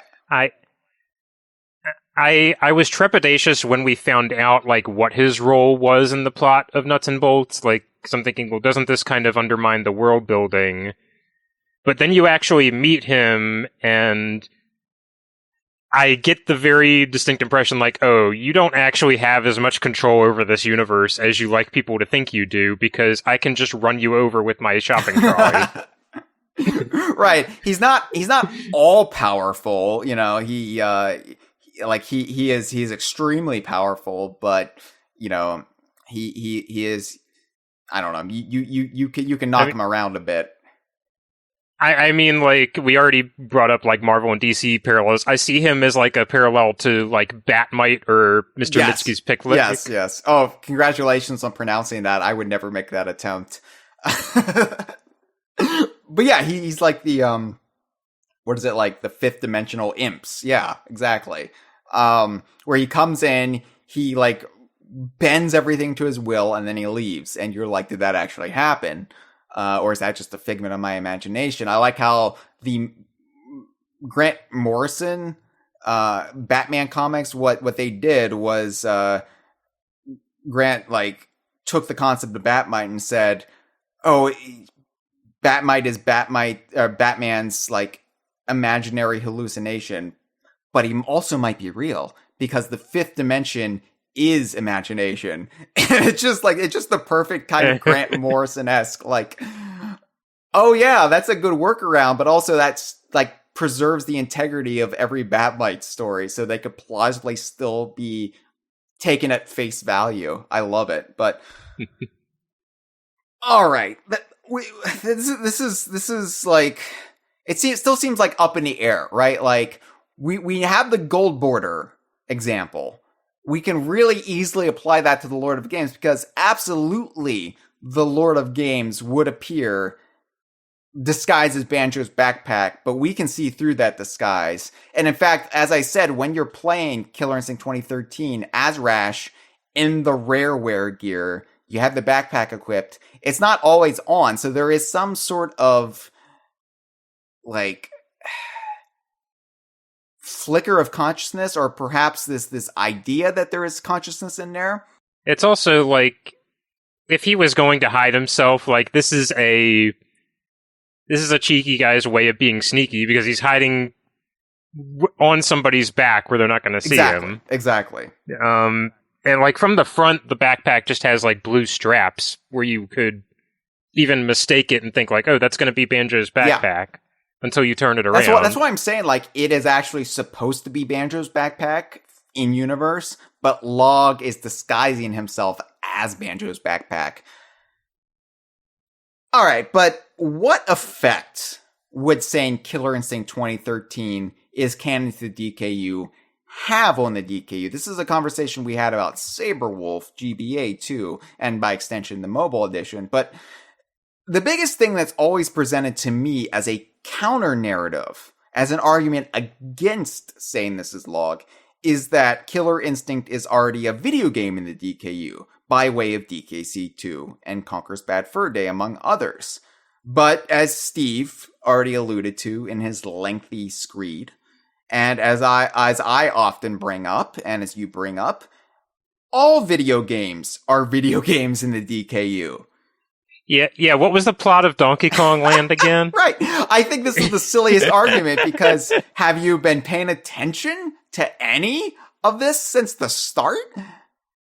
The second DKU game immediately tanking any integrity that this universe has. Even from a modern perspective, Donkey Kong plays as himself in Mario Kart 7 in Donkey Kong Country Tropical Freeze. Cranky has, from the start, always been going on about being a video game character. Yeah, it's the entire point of his bit. Yeah. Banjo-Kazooie, Conker, they have always broken that fourth wall. The DKU is just a fourth wall breaking madhouse. I mean, that is what it is. And of course, the Lord of Games tells everyone they all exist in a video game. But here's the thing, though. There's also another layer on top of everything. People who are like get all bent out of shape about the Lord of Games and about you've broken the fourth wall too much. I can't buy into this universe because they all know they're in a video game. Well, like I said, there is another layer. There's another level to all of this where there's an in-universe rationale behind it all that allows for it to both be a video game reality and, in truth, our own reality. So we know Rare and Nintendo exist as actual companies in the DKU, and the video games they make are based on the real-life events in the Rare archipelago and elsewhere. And in fact, this is something Viva Pinata gifted us. Viva Pinata gave us this gold mine of lore. In ancillary Viva Pinata promotional materials, they explain that Rare sends the explorer Horace St. James Golightly to Pinata Island in order to chronicle the wildlife there. And this also presumably means if Rare's got this guy on tab, if he's working for them, then he's presumably been everywhere in the archipelago, from Donkey Kong Island to Willow Wood / the Panther Kingdom. Sea of Thieves backs this up all the way back to the 18th century, where it can be surmised that those sailing around with the Rare sails, which are current and former Rare staff who were part of the studio at the time of Sea of Thieves, are the ancestors of modern-day Rare. And among those ancestors are the Stamper brothers, who would take their ill-gotten family gold from piracy and use it to found Ultimate Play the Game and later Rare. And they took the iconography of those sails and used it as their studio logo, as well as the knowledge that was accrued from sailing around the Atlantic and then using it to develop ideas for their video game company. So Killer Instinct being a video game and also being a real fighting tournament is something that totally meshes with the DKU. In fact, I didn't bring this up in our references because it happened after KI 2013, but we have a game where the in-universe, like, nefarious megacorp Ultratech, we have a DKU game where that exists explicitly, and that is in Connect Sports Rivals. Connect Sports Rivals, yes. Where they are trying to recruit athletes. Datadyne is also involved there. Yeah. So, I would advise nobody to sign on either of those dotted lines. And of course, from a latter day Renaissance perspective, we've also had real Killer Instinct characters meeting DKU characters, because there was a Killer Instinct team alongside the Rare Limited team in #IDARB, IDARB. So, like, they exist. Like, there has been crossover there. The actual argument we're having now is, does Killer Instinct 2013 get into the DKU by way of the Lord of Games? And I think it's pretty explicit right now where I'm leaning. I'm leaning towards yes, because Bleeding Edge has, like, planted that seed, and now the seed has bursts through the soil and is a ripe, young, vegetating vine in my brain. But let's talk about Spinal a little bit, Cameron, and his possible connections to Sea of Thieves, and how everything about him in Killer Instinct 2013 lines up perfectly with everything that would later come in Sea of Thieves. Yeah. So Spinal, he's obviously been in Killer Instinct since the beginning, but I feel like his origins were always kept like purposely vague. Mm-hmm. You get like little hints of it, but I mean, he's obviously like inspired by like a Jason and the Argonauts like stop motion skeleton, right. Like that's, and he's like an ancient warrior, but it wasn't really delved into in depth. There's like some ambiguity. His like his stage in Killer Instinct 2 is like a Viking style ship. But when they reinvented the character for KI 2013, and they dressed him up with more of a theme, and they made him very explicitly an undead pirate. Mm-hmm. Very clearly, what we would know as a skelly in Sea of Thieves terminology, which is kind of the offhand nickname that living humans, give to the skeleton undead that roam the Sea of Thieves. But Spinal also has a stage in Killer Instinct 2013. Was Shipwreck Shore? Is that the name of it?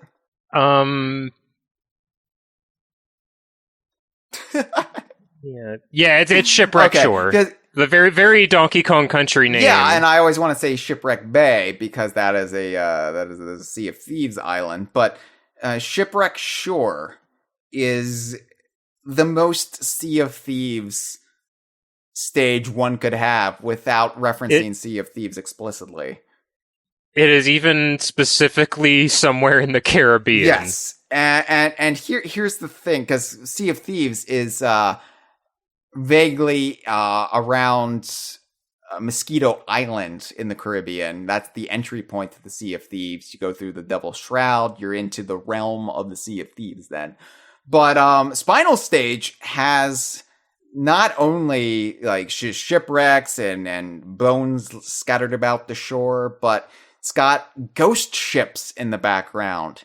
Green spectral ghost ships, which look so much like Flameheart's ghost ships in Sea of Thieves. And then also Captain Skeleton's ghost ship in Banjo-Kazooie Grunty's Revenge. There has been consistency with all pirate ghost ships in the DKU since 2003. It was very fun to revisit KI 2013 again in the light of Sea of Thieves existing and all the content rollout that's happened since. Yes. Because obviously I'd spent time with the game before, but then I see the ghost ship in the background. I'm like, oh, of course. Well, and then the Kraken pops out, and you're like, oh my god, it's the Kraken. And it just looks like a Sea of Thieves Kraken, too. Like, from a distance, you can just say, like, yeah, that's a same type of Kraken. In fact, I think Spinal has the Kraken on his shield. Yeah, or at least he's got like a sort of like Cthulhu-looking shield. Yeah, but I think you could say that that's a stylistic depiction of the Kraken. It reminds me of the cave art of the Kraken in the E3 2015 trailer. You saw like the first hint of that for Sea of Thieves, and it's just perfect. Yeah, I think it's specifically a Kraken shield. That's what it's meant to be. You could say like Shipwreck Shore is in the Caribbean, right outside of the Sea of Thieves, like entrance, like near Old Sailor Island, where the maiden voyage takes place. And then you have like these things from the Sea of Thieves spilling out into the greater world, like the Kraken or whatever. Or you could say like maybe Shipwreck Shore is in the Sea of Thieves, and the shroud is covering it during the actual time of the game Sea of Thieves, like Treasure Trove Cove is in the Sea of Thieves, but you can't access it in Sea of Thieves because it's encased in the shroud at that point in time. I mean, we have Shipwreck Bay. It's so close. Right, and we know pirates like reusing the same terms again and again and again in different They configurations. sure do. Yep. So I wanted to take this time and read this like direct quote from Spinal's expanded backstory for KI 2013. So what happened with the storytelling in KI 2013 is when the game like first got going, everybody had like a brief sort of backstory bio. Mm-hmm. And sometime around like them gearing up for season 3, they did a deep dive into the backstories of every single character who had been introduced up until that point to give them like more of a full fleshed out story. I'm gonna read the relevant. I want to read the relevant chapter of Spinal's. Go for it. Because it's a very long story. Involves him being like cursed and burned alive and stuff like that. But this is what's relevant to our purposes. Washing up in the Caribbean centuries later and drawn by a pull he could not understand, Spinal took up a pirate's life as a way to track and plunder precious items moving around the continents, always focused on finding the mask. That's the Mask of the Ancients. It's an artifact he's hunting. Many stories were told of the skeletal pirate and his dread galleon sinking vessels full of treasure and gold without ever looting a single coin. The demented marauder laughing with mad glee as he preyed on his victims, for Spinal had finally embraced his insanity, and he felt a primal joy as he wreaked havoc and chaos with rediscovered magics. So, how many players that we've, like, almost blocked on Xbox Live does that sound like to you, Hyle? Oh, yeah. Yeah, absolutely. Just so much of that story just lines up so neatly. And granted, like, it's easy because Sea of Thieves plays on such broad archetypes of piracy and nautical legend and lore, but I mean, it just fits so well that it just makes me wonder, like, when are we going to get Spinal in Sea of Thieves proper? Like, we've had Pendragon. When are we going to get Spinal? When are we going to get Black Eye? Like, that's just add him to the list, right? Like, it would just be so perfect. Yeah, and he is in the game as a figurehead. That's an important note as well. Yes, so the Killer Instinct, like ship cosmetics and the weapon cosmetics. What are they called? The Cutthroat set? Yeah, the Spinal's figurehead is separate from the Cutthroat set because the Cutthroat set is Fulgore themed. Right. Which they had to do because Spinal was already in the game at that point. Yeah. And yeah, and he's modeled in appearance after his Killer Instinct 2 look, and the in-game description is just, this legendary skeleton warrior shows you're a pirate with a killer instinct. Mm-hmm. So it's a little bit more vague and, like, more explicitly tied into KI2, but it, again, legendary skeleton warrior, it's perfectly massageable into KI 2013 Spinal as well. It makes perfect sense for him to be here, and it frames him as if he could actually, still be around. And the Killer Instinct 2 connection is important because that game involves time travel. Everybody from Killer Instinct went back to the past, and that would explain why the KI iconography exists within the Sea of Thieves, because it's been handed down from that time travel, right? Obviously.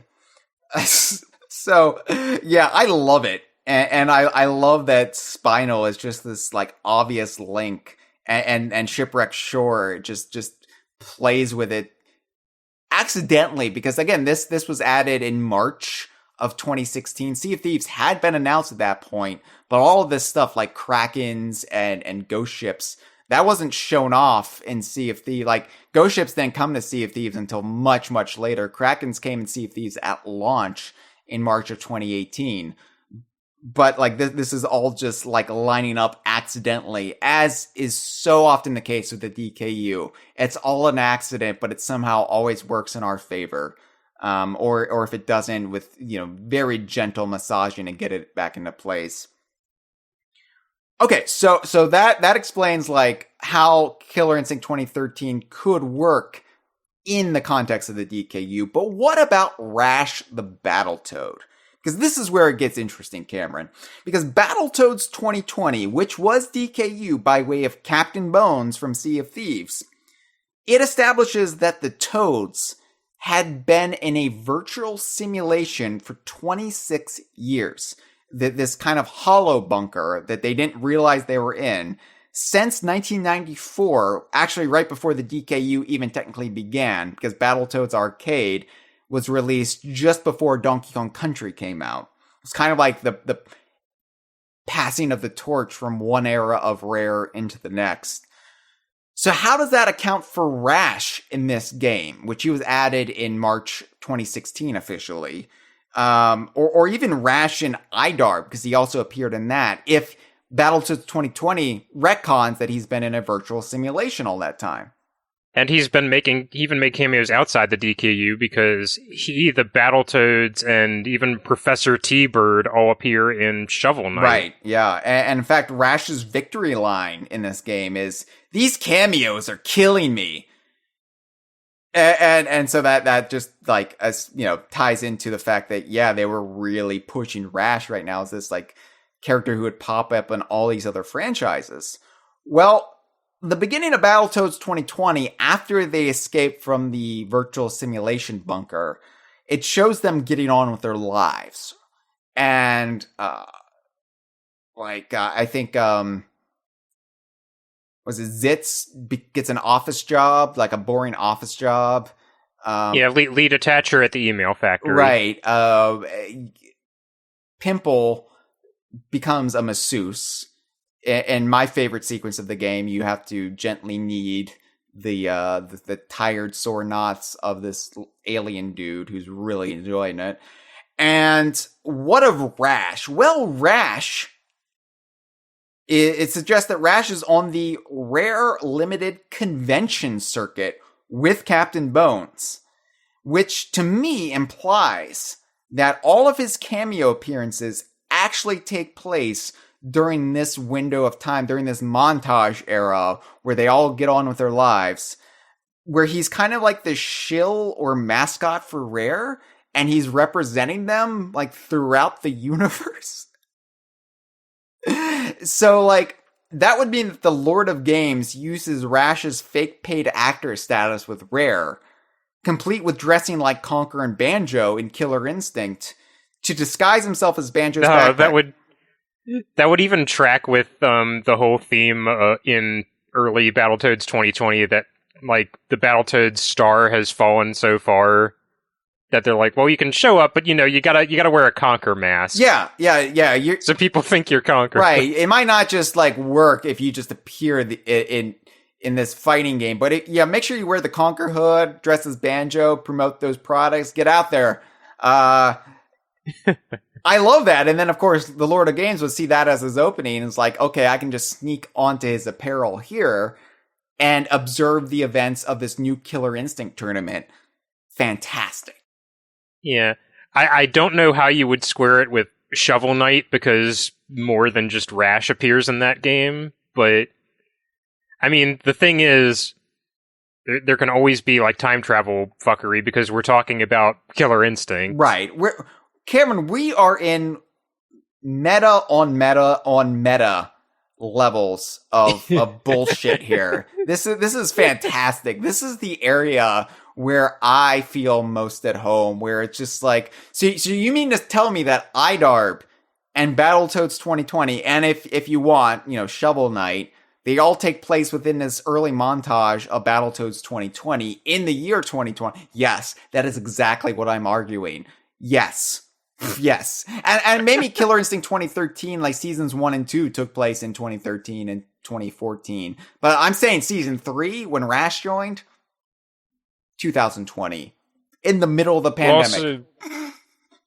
Also, Rash comes out of like a purple portal as his intro, which could be a portal in time. It could be a portal from another universe. We don't know. Yeah, just a wormhole, right? I made the reference on Twitter that it's funny that Rash comes through a portal swinging on a vine, And in the new Super Mario Strikers Battle League, Donkey Kong comes through a portal swinging on a vine when he's the team captain. And I'm just like, wow, Kev Bayless characters just love coming through portals, swinging on vines. Yeah, I think he alluded that we'll see Salamander's characters come on a vine next. Right. So we don't have any actual calls, but once again, DK Vine patron DJ Cat, who has been a long proponent of this and has always been pushing for Spinal to appear in Sea of Thieves, DJ Cat wrote in with some extensive thoughts to avoid the international fees of calling the DK Vine hotline. So here's DJ Cat. It says DJ Cat swinging on by, presumably through a portal, to share some thoughts on Killer Instinct. Let me take you back to December 2013. I'd been out of tune with modern gaming for a couple of years, and had mostly only been playing multiplayer games with my mates on the N64, and occasionally some Smash Bros. Melee. I'd heard about the announcement of Killer Instinct earlier that year, but was discouraged to hear it wasn't being developed by Rare. Anyway, come December, my mate and I went to one of the semi-regular LAN Smash tournament events in our area called LAN Smash. We were mostly there just to play some melee doubles. Our team name was Bob's Unbelievable Moves / Cheeky Unexpected Monkey. There's an acronym in there. And whip out the old N64 and made me check out whatever other things they had going on that day. So after we got knocked out of melee doubles, we checked out what games were there, and someone had the new Killer Instinct. We pretended not to be interested while playing away on the N64, even actually playing Killer Instinct Gold at one point, almost to prove how not interested we were. Anyway, late in the afternoon, we noticed the KI setup was finally free, so we thought we might mosey on over and give it a dig. We were both Killer Instinct fans. My mate, Monkey, had the SNES original and loved it, and I had Killer Instinct Gold on the N64, and it was my favorite traditional fighting game ever. So we got over there with fairly low expectations. This was the super early Season 1 version of the game, with only 6 characters, and maybe not even all the stages yet. I can't remember. We play our first match in the Tiger's Lair with Monkey playing as Saberwolf, and myself as Orchid. Holy bloody hell! We didn't know the controls, so we just did our knowledgeable mashing and tried to do moves from the old games. And holy crap, some of it worked! They kept the moves somewhat the same, so it would feel familiar to old players. Then there was how good the game looked, but what really jumped out was the sound. The music, oh my Mick Gordon. Instantly recognizable, as using some of the same tunes from the old game, but new renditions turned up to 11. No, turned up to 64. And then the sound. They nailed the announcer absolutely yelling out all the combos like the old games. Ultra impressive! And later you find that there is an option to change between the new announcer and Chris Bloody Sutherland. So yeah, I could go on, but we were damn impressed to say the least. So impressed that I went out and bought an Xbox One the following Monday. It was clear that the team who had worked on this game might not have been Rare, but they got the game, and it did it so right. There are some very good documentaries on this game that highlight this, and yeah, knowing Ken Law was involved and just how damn passionate that dude is about the game, it was always going to be a success. I knew you guys did the episode on the Rarenaissance earlier this year, but to me, the release of this game absolutely was the beginning of the Rarenaissance. It took me from being a kinda cynical mid-20s cranky so-and-so to buying an Xbox One and therefore being all over the new Rare stuff that came in the following year or two, which I otherwise would have missed. Rare Replay and the Sea of Thieves announcement were such perfect follow-ups, and what you think of, but the return of a beloved but seemingly long-gone series like this really got the ball rolling and got folks like me back on board. What else is great about KI? The characters, the story, the baked-in lore, the fact that people call it a reboot, but really it's a sequel because they aged up the characters and didn't just pretend previous games didn't happen. They did it so well. Okay, that's enough for me. Closing thought is, I love the game and the series as a whole, and it was the beginning of the Renaissance, but I have no idea how it could possibly be DKU, but whatever floats your boat. Speaking of boats, Spinal and Sea of Thieves one day? I mean the actual character, not a cosmetic. Okay, that's all. Thank you, DJ Cat, for the insight. It's funny because, you know, you mentioned it was Killer Instinct 2013 that got you to finally buy an Xbox One. For me, it was Project Spark, Conker's Big Reunion, Episode 1. And I bring that up all the time to be like, you know, how little it took to nudge me in that direction. It's like, oh. It was Rare Replay for me, but I agree on a lot of the points here, and I wanted to touch on just real quick. But yeah, I think this is firmly the beginning of the Renaissance, because it's the game that I remember like public perception turning around on in real time, in a like, this classic Rare franchise is back and it's in the mood. Better than it's ever been, maybe.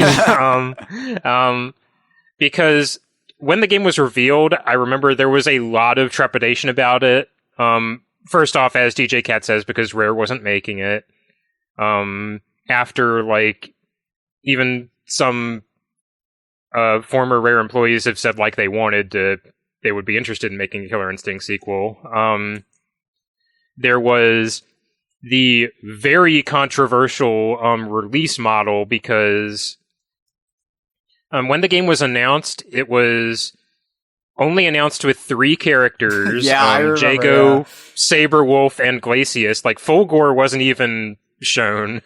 Nor Spinal, nor Orchid. Like, most of the characters I would think of as, like, these are the faces of Killer Instinct are not there. And it had a very controversial free-to-play model, which, like, now, like, every major fighting game, like, apes this exact purchase model, because they saw how it worked in Killer Instinct and thought, well, okay, that makes sense. But at the time, it was kind of seen as, oh, you're rushing this out for the Xbox launch, which they were. You're giving us an incomplete game. You're going to nickel and dime everybody by making them buy every character piecemeal.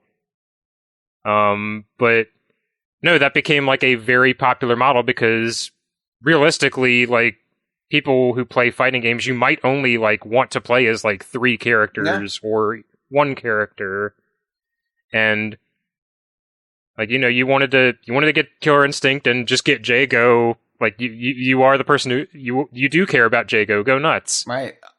That can be the Jago game for you. Kind of a la carte, you know, just pick what you want, like we do with streaming services these days, rather than buying the whole cable package.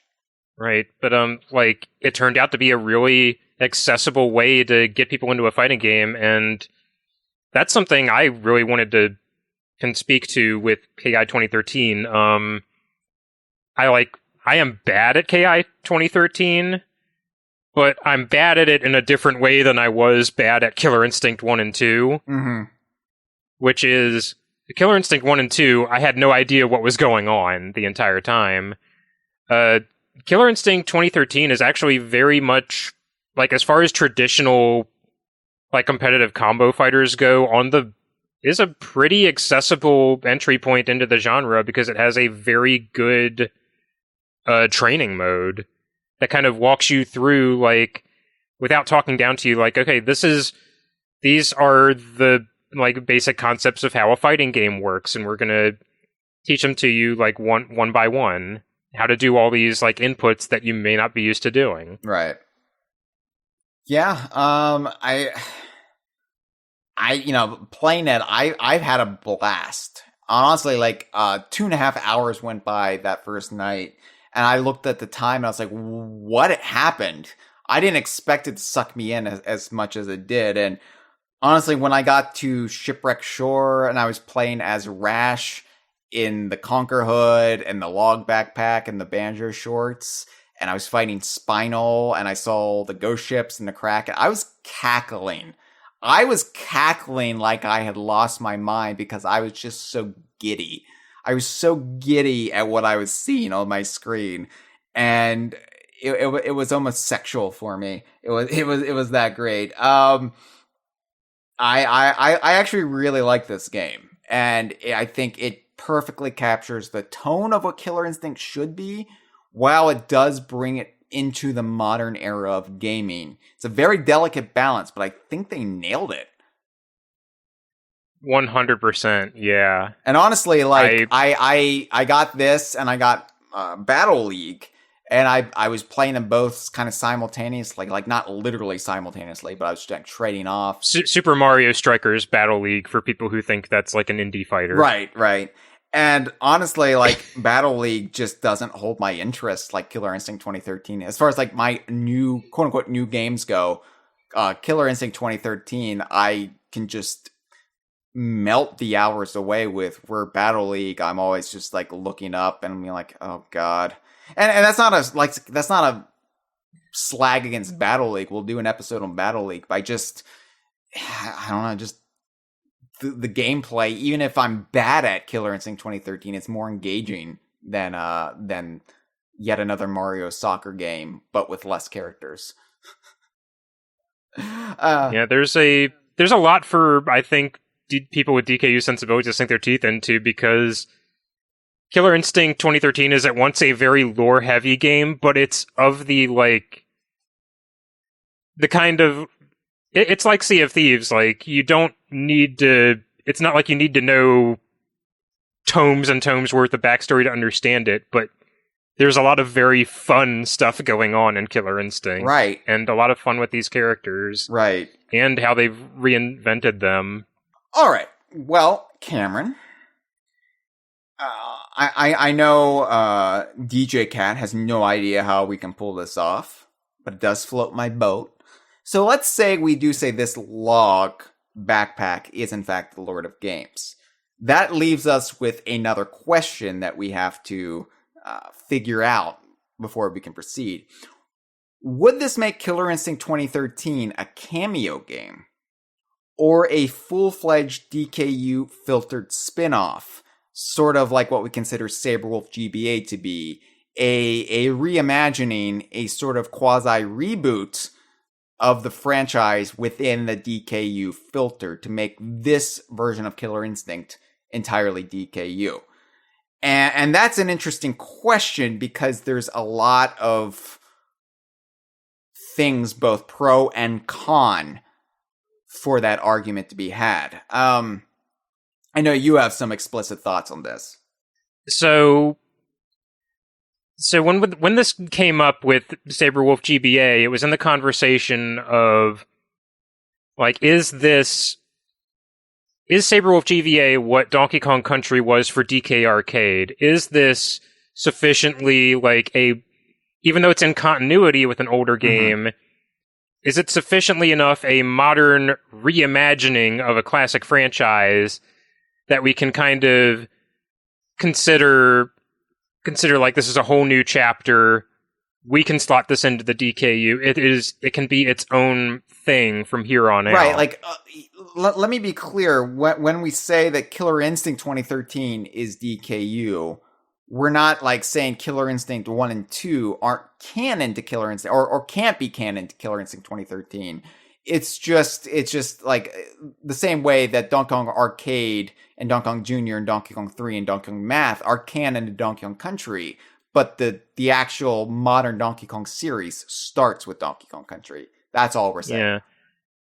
So, about that, Killer Instinct 2013 handles its continuity in a kind of weird way, but in a way that I've grown to really, really appreciate. Like, if we're talking about Saberwolf and Donkey Kong Country being modern reimaginings of classic franchises, KI 2013 is that to a much more explicit extent. There's some back and forth, like, is the game a sequel? Is it a reboot?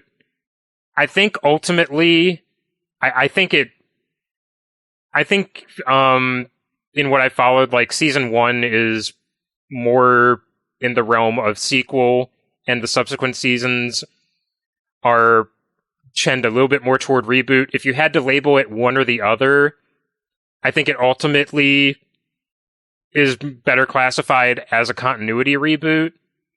But and I'm saying now, keep in mind, I'm saying this as the person who generally thinks that like rebooting your continuity is kind of a coward's way out. I've gone on about this, about Star Fox Command, and how quickly people are to brush that game aside. And I'm like, no, it gave you a perfect out. You own your messy legacy. Right. That's what makes it fun. Messy legacies. That's what the DKU is. It's just one big mess, and I love it. But all that said, Killer Instinct 2013 handles like a quote-unquote reboot in like the best way I can possibly imagine you handling it, because essentially what it does is Killer Instinct 2 leaves the series in a really weird place because of it being a game where the premise is that time is kind of falling apart.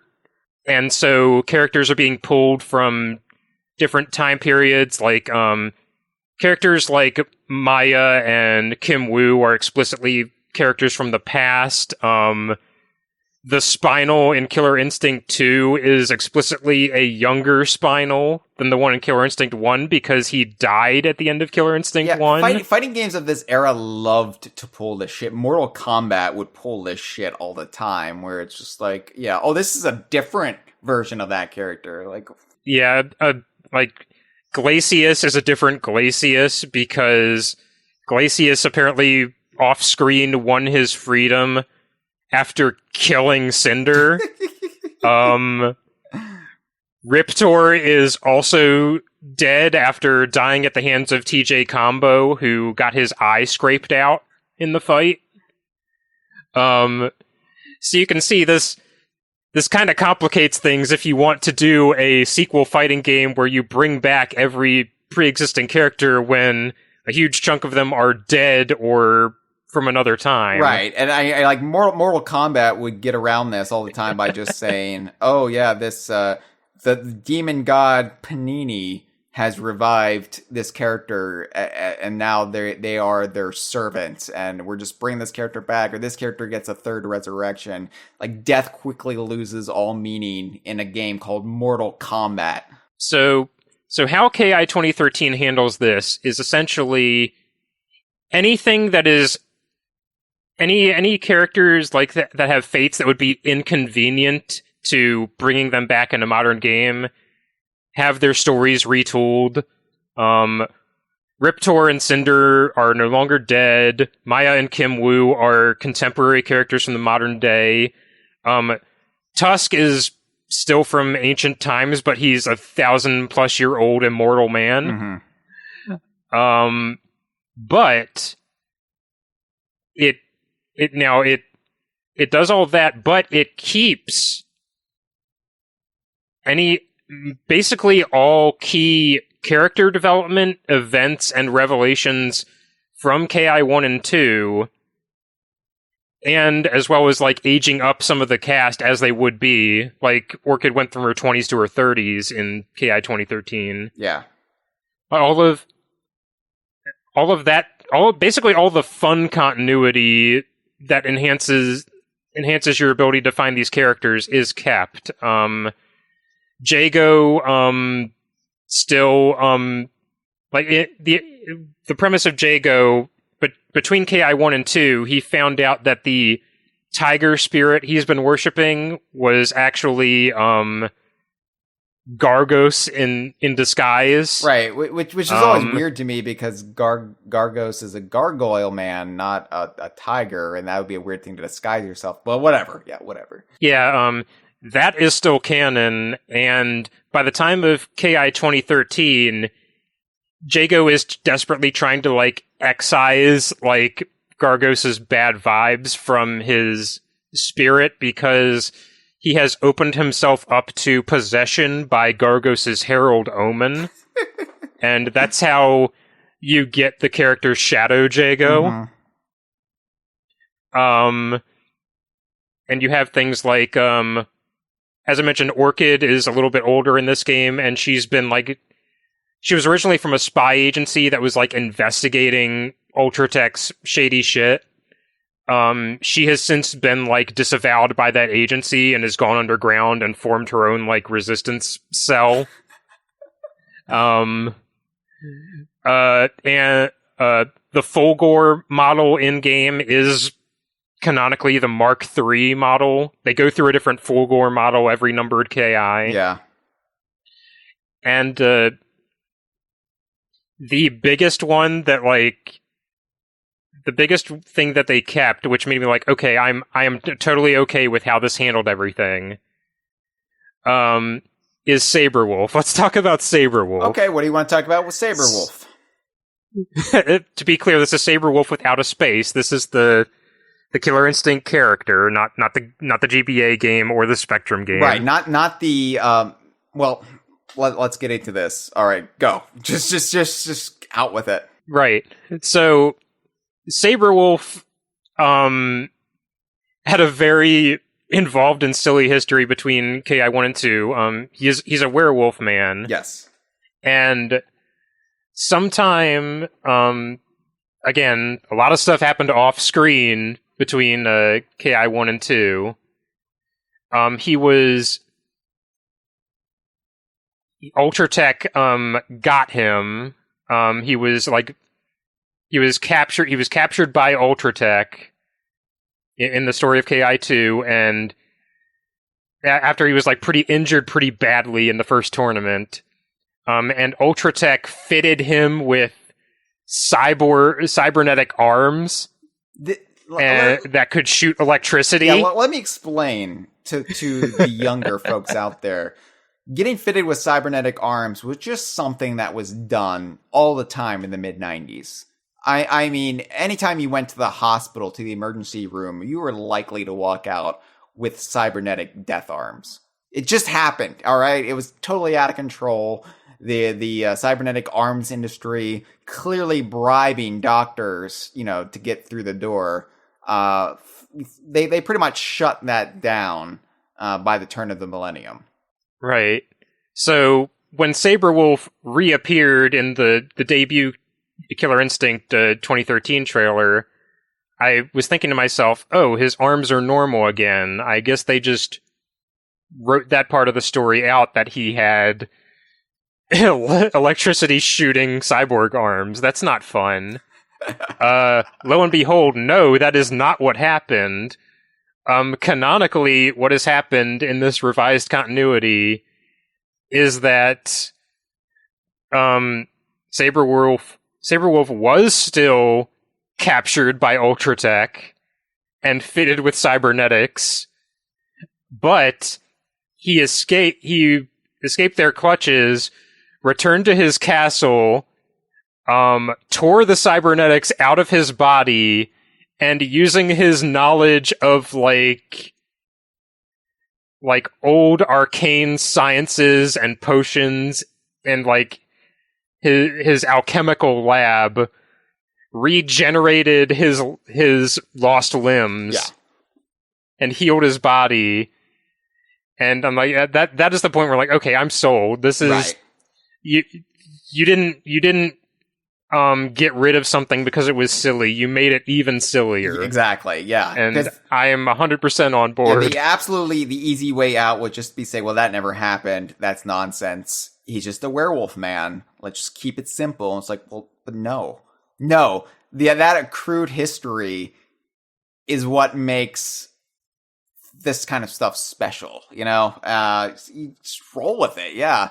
Of course, it does bring up the point I need to make that Saberwolf, the Killer Instinct character, is a separate character from the Saberwolf, the legendary immortal wolf creature who stalks the jungles that Saberman deals with, that Cranky Kong had briefly decapitated and kept as a memento in his cabin. separate characters. I think you could make the argument that Saberwolf takes his name, the identity of that legendary figure, more as an homage. He's canonically a man named Baron Conrad von Saberwolf. Yeah, which the family name is taken from that legend of the Saberwolf. Right. It fits, all right? It's just Yeah, you can connect the two, but like he's not Saberman, he's not Saberwolf, the Saberwolf. Because that is a common misconception that Saberwolf and Killer Instinct is just Saberwolf or Saberman as a wolf. No. It was a reference at the time, but they can coexist in a shared Rare universe. Now, Cameron, all that being said about reboots and how Killer Instinct 2013 is a reboot, but not a full reboot, but enough of a reboot for our purposes. It definitely is a reboot. I will agree with you there. But, DK Vine has placed a greater importance in recent years on developers, on who has developed the game. With the rise of Playtonic, it's been important to parse out what is a full-fledged living branch of the DKU that can grow and evolve, and what's merely temporarily tangled. It's how we judge Super Smash Bros. To be a cameo game, a temporary crossover, while Yooka-Laylee is a full-fledged living branch sprouting out from the DKU, despite the former Smash Bros. Having a playable appearance by the modern Donkey Kong, while the latter only has a dubious appearance by a goldfish that we know is supposed to be Royston, but legally we can't say is Royston. So why do we give Yooka-Laylee a greater importance than Super Smash Bros. Or Mario Kart?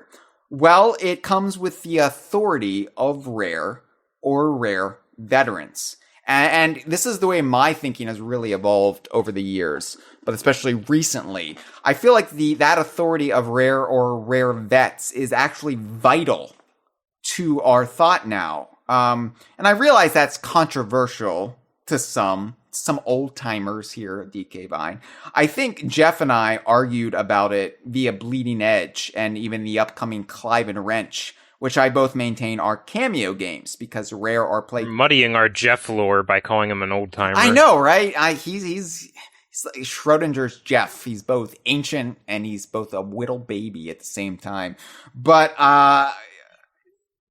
yeah, I think like if Rare or Playtonic aren't involved, nor is it a Donkey Kong sequel or side game like, Returns, Tropical Freeze, or Payon games or whatever, Jungle Beat even, but that is the dividing line. That's why Bleeding Edge is a cameo game. And that's why Yooka-Laylee or even Battletoads 2020 is potentially a living branch of the DKU because Rare or Rare veterans were involved in its creation. So that brings us to the awkward thing that is Killer Instinct 2013 and how to discuss it, because it's a weird one, because Rare's not behind it. Rare doesn't even have their logo on it, but they did have input on Killer Instinct 2013. And it's a Rare legacy franchise that, true, Rare didn't develop it, but Rare is still acknowledged as being a source, a spring, a fountain of knowledge, like they were with Conker's Big Reunion. And in fact, many Rare employees are credited in the game. And Ken Lobb is also creative director. And I would make the argument that Ken Lobb is basically an honorary Rare employee. Because Ken Lobb, for those of you who don't know who Ken Lobb is, You if you don't know who a Ken Lobb is, you might know what a Klobb is. Right, in GoldenEye. From GoldenEye. Yeah. Ken Lobb worked at Nintendo of America and was basically the liaison to Rare back in the day and became Rare's best buddy at Nintendo of America. Ken Lobb is on the Donkey Kong Country Exposed VHS with Josh Wolf. He is the mustachioed man who first introduces himself to Josh and takes him through Nintendo of America, offers him a banana. That is Ken Lobb. And by the way, I met Ken Lobb in 2015 at E3, and he looks basically the same as he did on that VHS, a little bit older, but still very recognizably the same man. Surreal. But yeah, Ken Lobb, good friend of Rare, and actually had a hand in how Microsoft came to purchase them in 2002. Because by that point, Ken Lobb had left Nintendo of America, went to the newly founded Xbox, and was like, what can I do? Oh, I know. I have a good rapport with these guys. Yeah. Let me grease the wheels here. And, saved us from Activision owning Rare. So thanks, Ken. Yeah. We mentioned it earlier, but there's a very good YouTube documentary fight on the Killer Instinct story on the Hold Back to Block channel that goes over they interviewed Ken Lobb to kind of speak on the history of Killer Instinct and Killer Instinct 2013, and it kind of puts into perspective just how big a role he had in the original game. Yeah, much more than you would think. So yeah, I mean, I consider Ken Lobb to basically be an honorary Rare employee just because of that, because this was his passion project, getting Killer Instinct on the Xbox, having a new game. That was his doing. At the very least, he's the official steward of Killer Instinct as a property and has been since its inception. Right.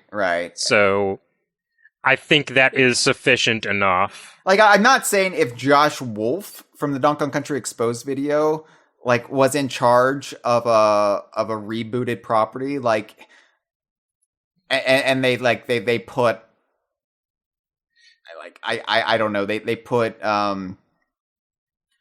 I don't know. Can you imagine if they put the Banana Chef from that video in charge of a Donkey Kong Country soft reboot? Yeah.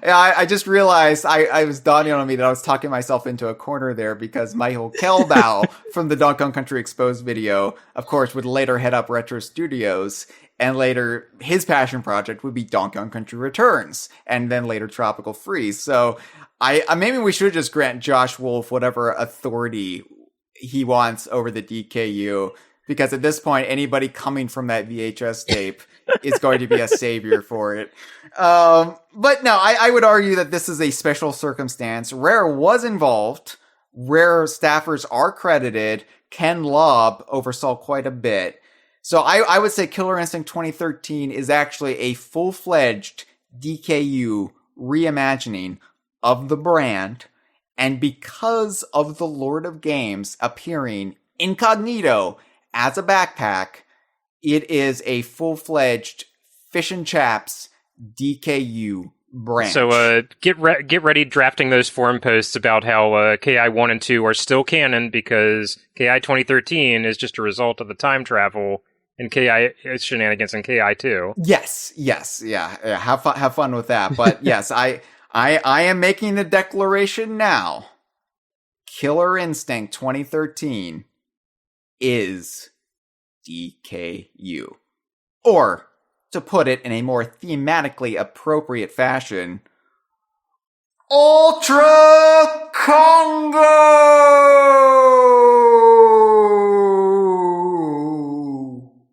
Awesome victory!